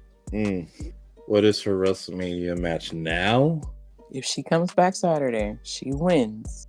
Who's she facing? You know what? I'm going to stick with it. If she wins, I'm going to still go. Actually, no, I'm not. If she wins, she faces Jade at WrestleMania. Okay. That is what I have. Now, what does that mean? That means Jade has to win the title, because obviously Sasha's going to be facing the championship. Yeah. Then I see that happening. I see Jade then getting the title. That's gonna be Bayley for reasons like that. Like I said, my pick also was Bayley. I was just curious, if she beat Sasha's in the match, where did you see her going? But I think just logic wise, it'll be Bayley. But then something in me is like, if Bayley wins the Royal Rumble, I know the end game. I know a lot of people are like, okay, naturally it'll be her and Io, but that's what it should be. Okay. At the end of the day, that's what it should be. It should be Bayley versus Io at WrestleMania, because Io's carried the title then, and eventually they'll kick Bayley out, and Bayley would go on to face Io, and I feel like that's what it should be. Bayley never had a singles match. She deserves it. Give it to her. No, I mean, I agree. I think I think this is definitely the match that. So I know you sat there and you did your WrestleMania thing. I kind of sat there and I sketched out, because I did my Women's Royal Rumble and everything just for fun. Right. And I started thinking of different matches, and let's say your prediction happens. Jay comes, Sasha comes, Naomi's there, Bianca's there. You got Rhea and Becky. If you look, and then if you do the women's showcase, if you look at all the potential women's matches, I understand that Damage Control has a lot of longevity, But if you're just going off of pure like, yo, this is something I gotta see, they really gotta put that story into overdrive, because there's a good chance that the other potential matches could overshadow that one. So And I don't think it's necessarily fair to Io and Bailey.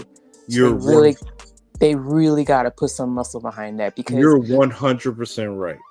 And see, this is the problem, though. And I'll be 100% honest with this.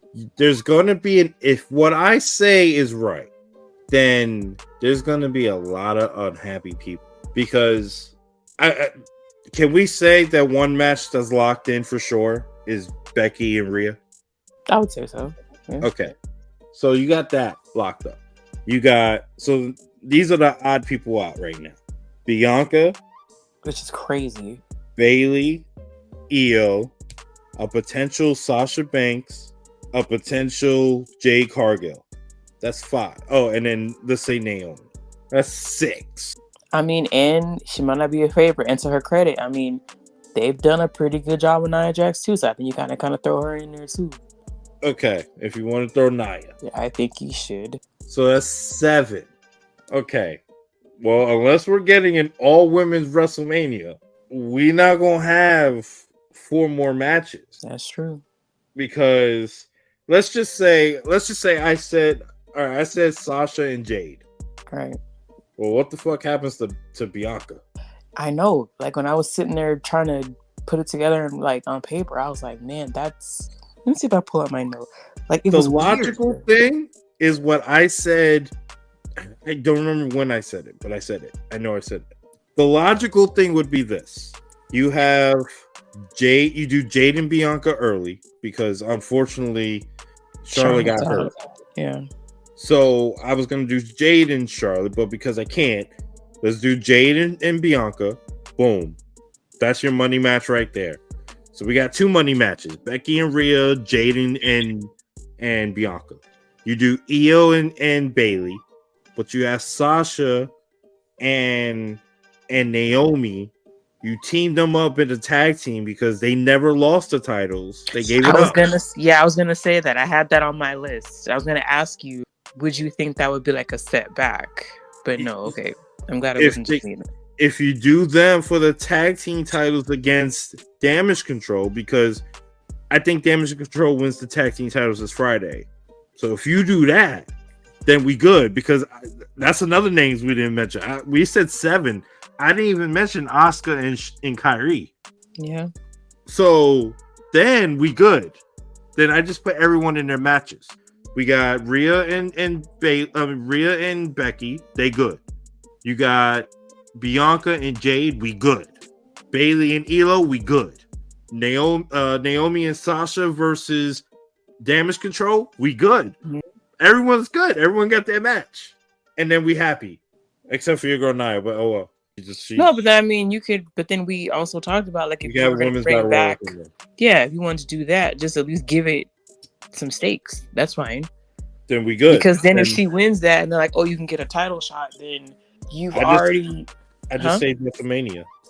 Okay, well, just saved it. Yeah, like I said, that's what I had in my notes. I was like, if she comes back, like, yeah, you can't leave Bianca out, especially the fact that, like, really wanted, this is the business aspect of wrestling. Not to say that she doesn't deserve it, because she absolutely does.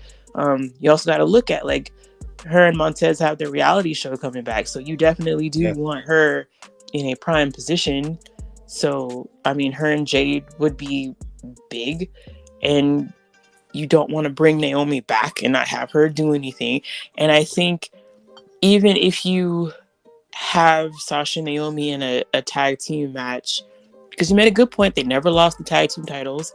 I think maybe having them win, that would kind of help put some shine back in. Not to say that, anything against the women who have been holding it since then, but you got to admit, the 2 strongest eras of the women's tag team titles were Sasha and Bailey and Sasha and Naomi. And then that could also set up a time too when Sasha can get tired of being in a tag team. She can be like, okay, she gonna turn on Naomi, and then you got your feud for the rest of the year. Boom. Not even that. Like, even if they do it, for a little while, but then it's like, I'm more so speaking of the fact, like, how she kind of is right now is Mercedes Moné, like, kind of edging that back in, like, just kind of going back to that Sasha Banks, who was all about Sasha Banks, So, because everybody's going to be excited to see her because, like, oh, she's back, but Yeah, she she's gonna does her have her best face character run. work as a heel. Like, Yeah, I agree. She let her do her face run, and then at the end of WrestleMania, later down the road, a couple months after WrestleMania, she turns on Naomi. Boom, and you got your feud that we never had. We never had that feud. Yep, and then a couple months now, you got Rhea, who's there, because I don't think did we ever get a Sasha and Rhea?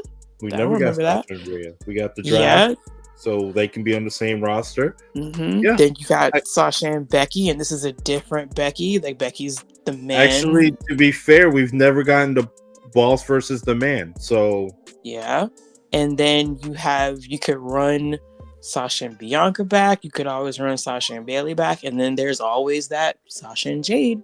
So, which that will be the main event of WrestleMania next year. So there you go. I got you. But I got she you. has to come back first.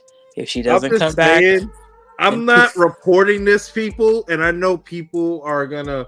Some people may like, holy shit, like none of the shit you said happened. No, I'm not reporting this. This is just my 2 cents. it's just for fun. This is just for fun, but I will report this at number 18, Tiffany Stratton. I said it. What is with you in 18? I just have a feel. You ever had a feeling? Not recently. Just in general that something's gonna happen. I just, for some reason, I thought Tiffany Stratton, and the first number that popped up was 18, and I've stuck with it. Okay. And if it happens, I swear to God, Okay. Triple H better send me a check. You know what I'm saying? Oh, you don't understand too. Like, if that happens, I'm calling you. You're getting a call. Gotcha.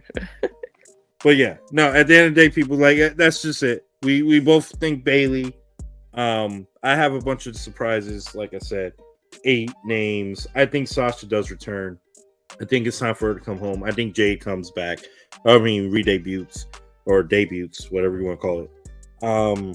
And I just think that's just the way it should be. We laid it out perfectly for the women's Royal Rumble. And I think it's just a smart way to do it. So, Sasha, let's jump to the men's. Yeah, I'm gonna need some help with this because I know you have a blank slate. I didn't write out surprises for the men's like I did for the women's because I thought the women's one was more. It was more complex. For the men's, the only surprises I actually really have. Well, let me correct myself. It became complex until yesterday because then the Okada shit happened. And then there was another rumor. Well, actually, this wasn't a rumor.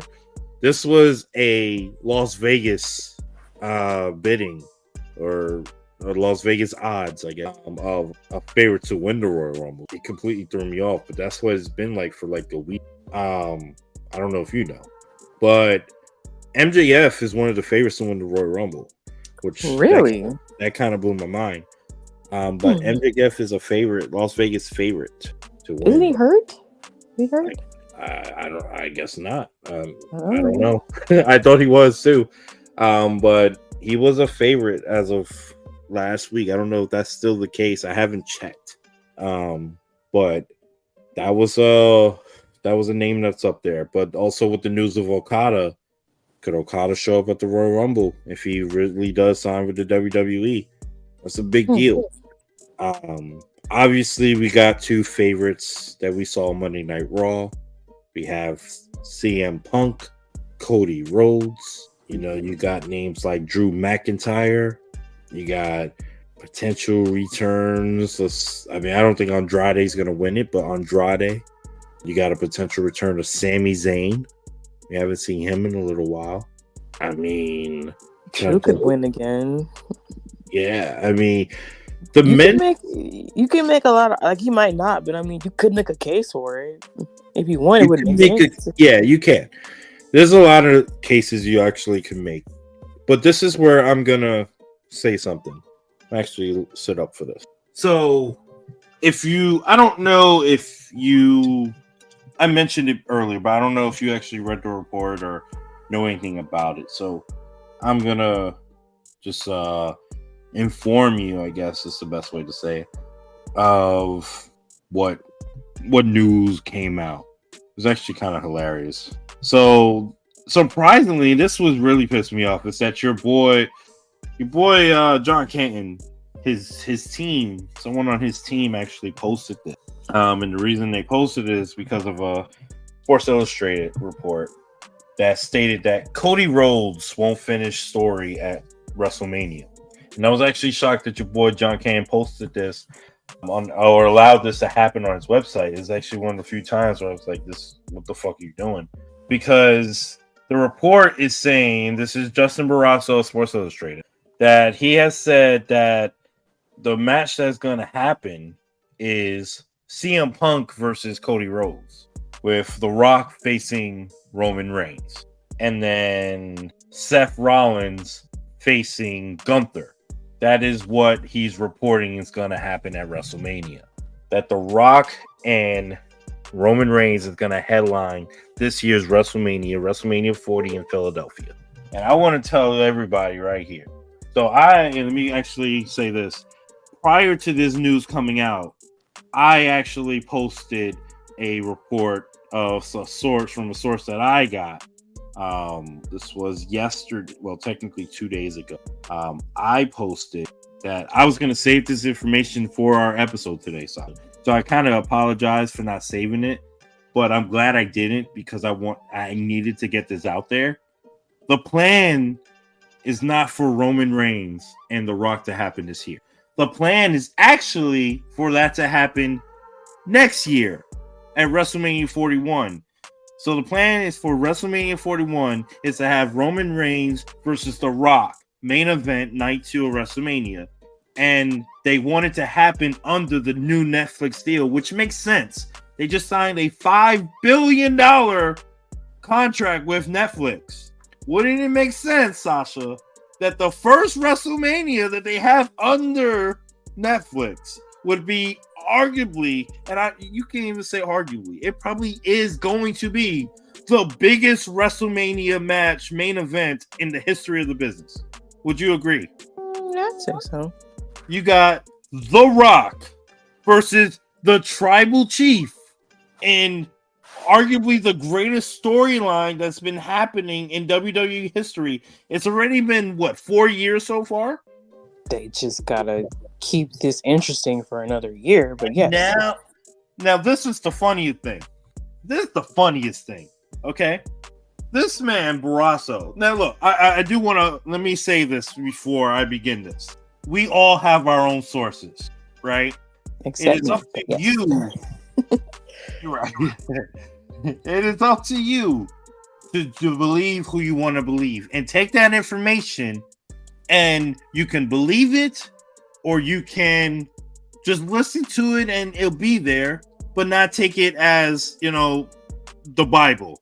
So my source is not obviously the same source that Justin Barrasso has. My source is not the same person that Dave Meltzer has or that idiot Brian Alvarez or... Why does Brian keep catching strays by you? What is the problem? Sorry. Brian Alvarez is a dumbass. Yeah, so I don't have sources like Dave or Brian or all these other guys. But I just want to say that it's your choice to choose who you believe and also digest what's BS and what isn't. Because trust me, people, there's a lot of BS out there. And that report by Justin Barrasso of Sports Illustrated, I will want to say, I could be wrong. I'm obviously not Triple H. I'm not HBK or the people who are in the know.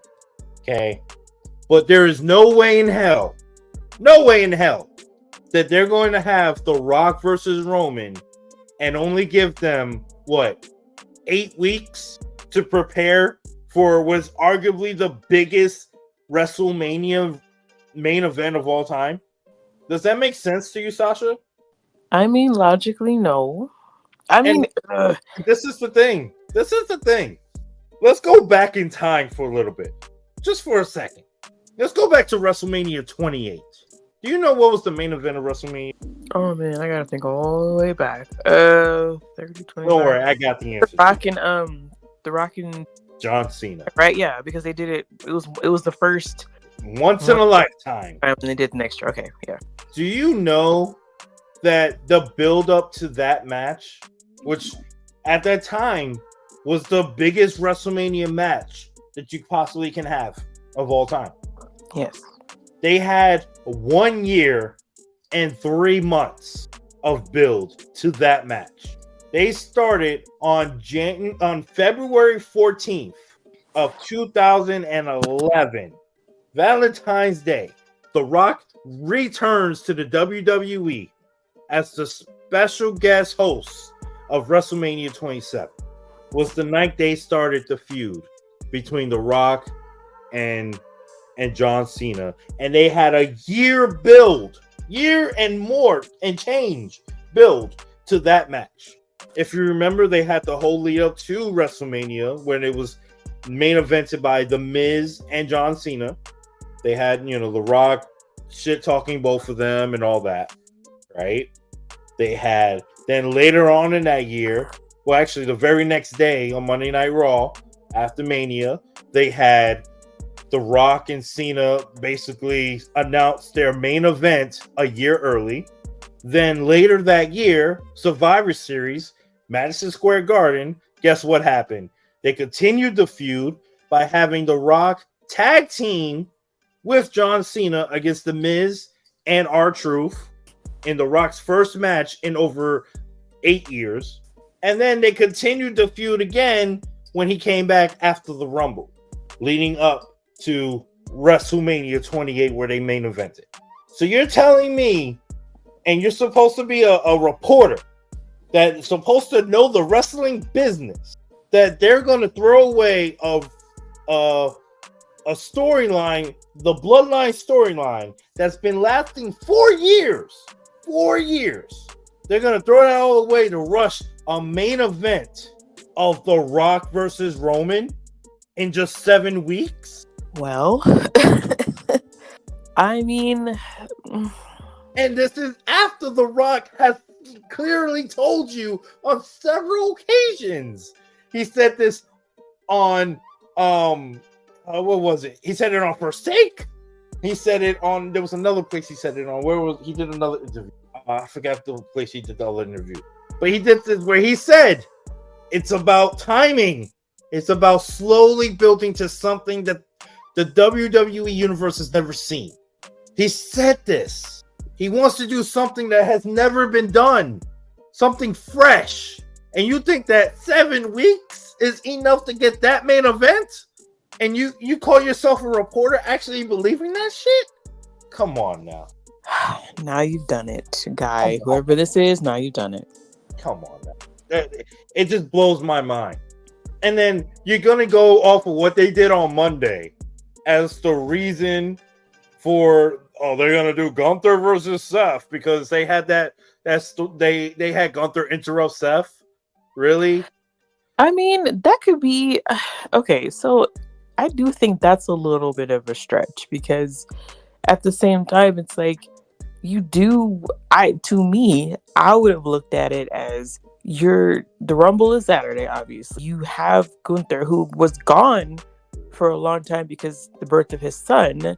So you obviously want to put the person who, first of all, set the record last year, who had an amazing showing, who's, had an amazing year. You want to put him in a prominent position leading up to the Rumble. You don't want to just stick him in there. To me, that just seemed like more of a smart booking decision. Like, hey, let's put him out there and remind everybody, like, hey, what he did, and eventually kind of set up, because I would think going forward after this title run with Intercontinental title, Gunther's going to be in the main event. Like, he's going to be a main eventer. So that seemed like just to kind of slide him in there, with Seth to kind of set something up later down the road. I don't think I necessarily saw that as, Gunther and Seth at WrestleMania. Like, well, Sasha, that was kind of a stretch, So what you mean is you're using common sense.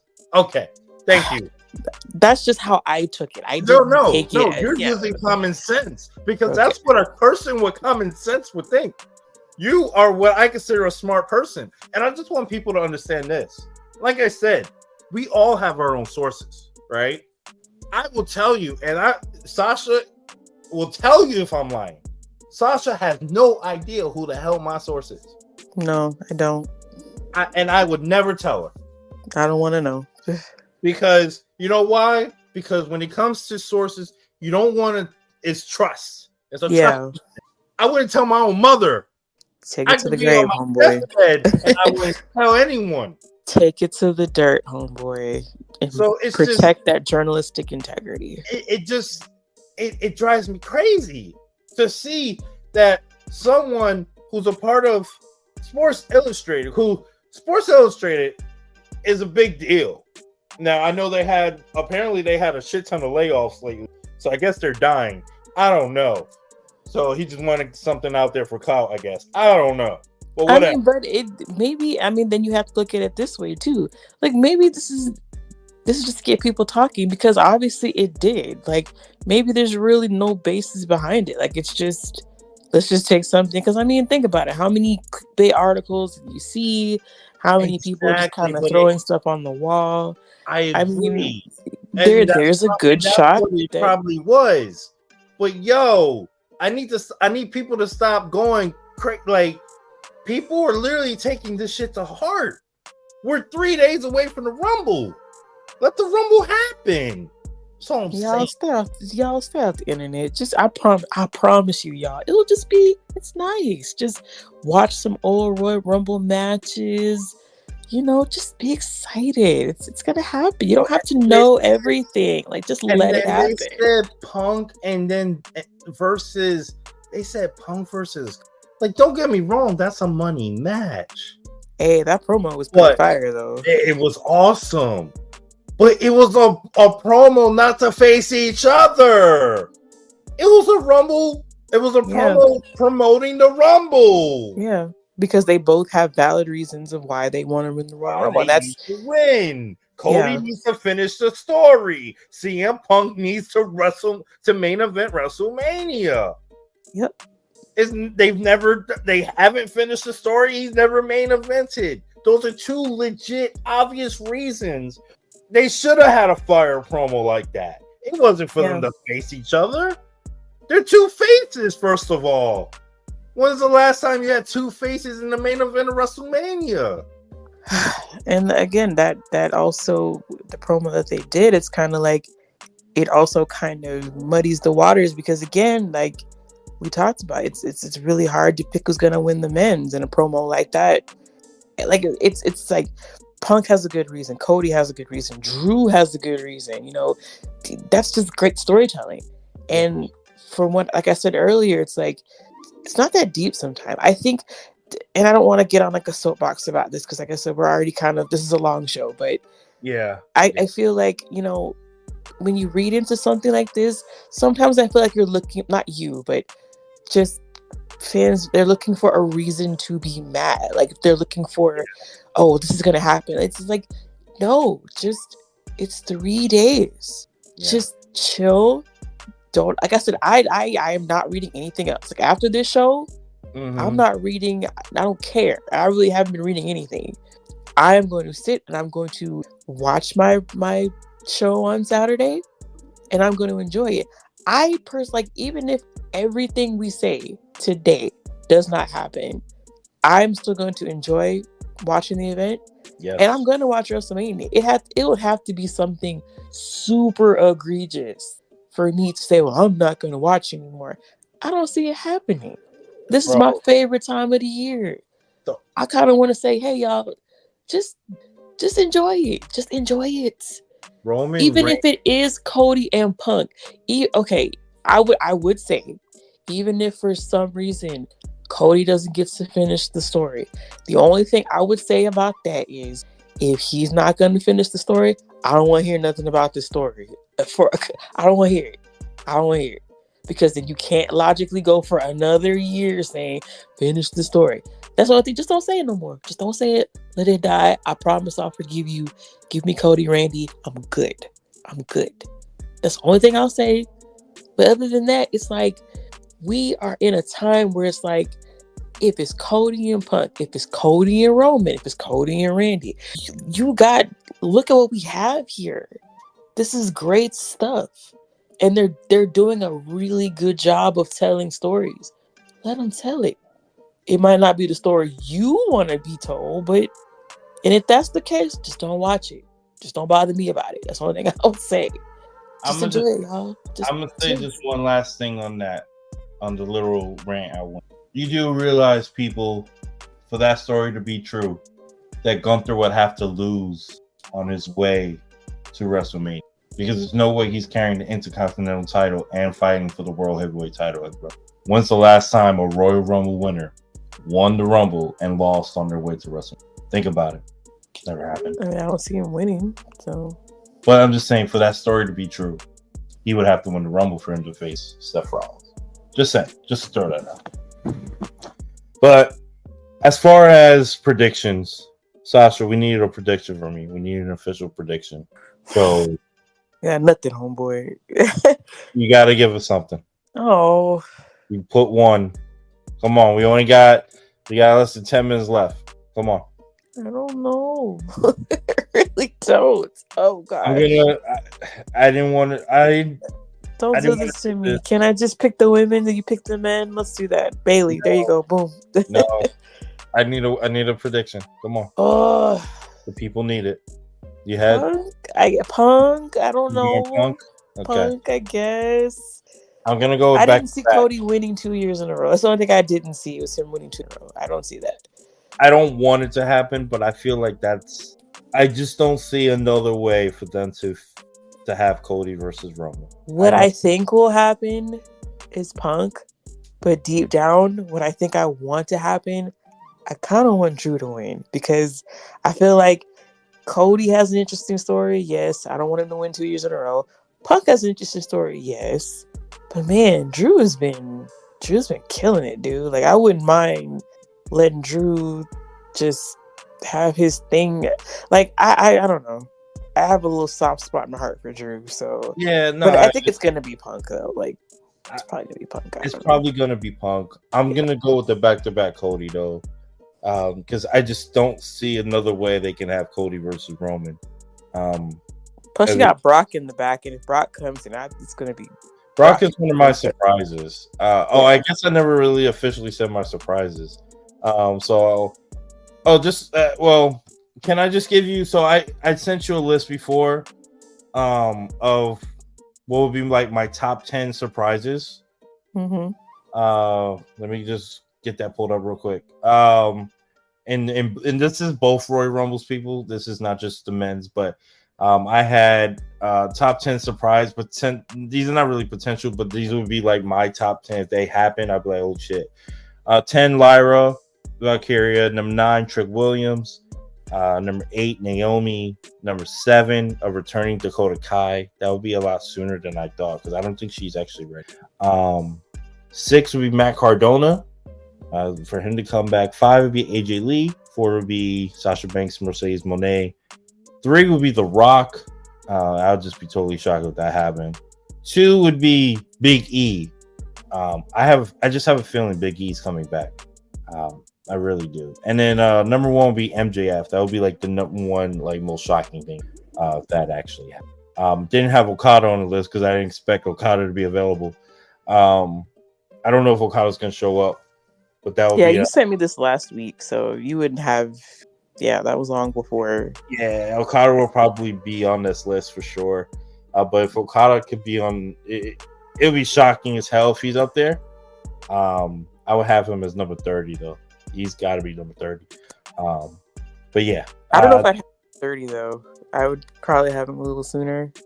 Not too soon. That would be the thing is, like, if you're gonna have at number 30, gotta be like MJF or number 30. I feel like always has to be a surprise. So it can't be someone unless it's like the re-debut like Cody was last year. So for me, you either have that for MJF, Big E, or Okada. That's what it should be for number 30 for the men's. It shouldn't be Brock. It shouldn't be anyone. Like it's got to be a surprise. I feel like that's just the way I feel like that's how it should always be. But my official pick is probably going to be Cody for right now. I have no idea. I feel like I'm just like you. I have no idea. I have a blank slate. But if I had to pick one, I'm just going to go with Cody. He's the cover star of WWE, and I said it today on Facebook. WWE only chooses champions for their cover star. Cody Rhodes isn't a champion. He's never been the world champion. He has to become a world champion to keep the tradition alive. So I'm gonna go with it. All right. Real quick before we head out of here, Sasha, just what are your thoughts on the 4-way? Who you got winning the championship? Roman come out as the champion still? Yeah. Yeah. Okay. I agree. I think the tribal chief is still going to be champion. I will tell you this: the only way Barrasso is right about his report on Sports Illustrated is if Roman Reigns loses. I'll tell you that. If he was to lose the title at Royal Rumble, then So if he loses, who takes it? If he loses, it'll be wrong. I said Roman. It'll be Randy. Yeah, that's what I would think too. It'll be Randy, and then you do Cody and Randy. That way you could technically finish the story. But yeah, that is full circle moment. I'm trying to think. Well, who else is fighting for anyone? There's no other big matches that I can. KO and Logan Paul. KO and Logan. That's Logan. That's not even. That's pretty good. It's gonna be an interesting match though. But I'm gonna give Logan the win on that one. Mm-hmm. And I think I really don't remember the rest of the card. Honestly, the main focus is these Royal Rumbles because if there's any year where the Royal Rumbles mean anything, like I said before, this is the biggest one. So, yeah, that's just it. Yeah, I think we had. I think we talked a lot. This is our biggest episode yet. I mean, that just tells you how much these Royal Rumbles really meant, how much we care about the Royal Rumble, how much we love the Royal Rumble, all the moments, all the favorite surprises, all that good stuff that we talked about today. It means a lot. So, we're on the road to WrestleMania. 2 days away. We are.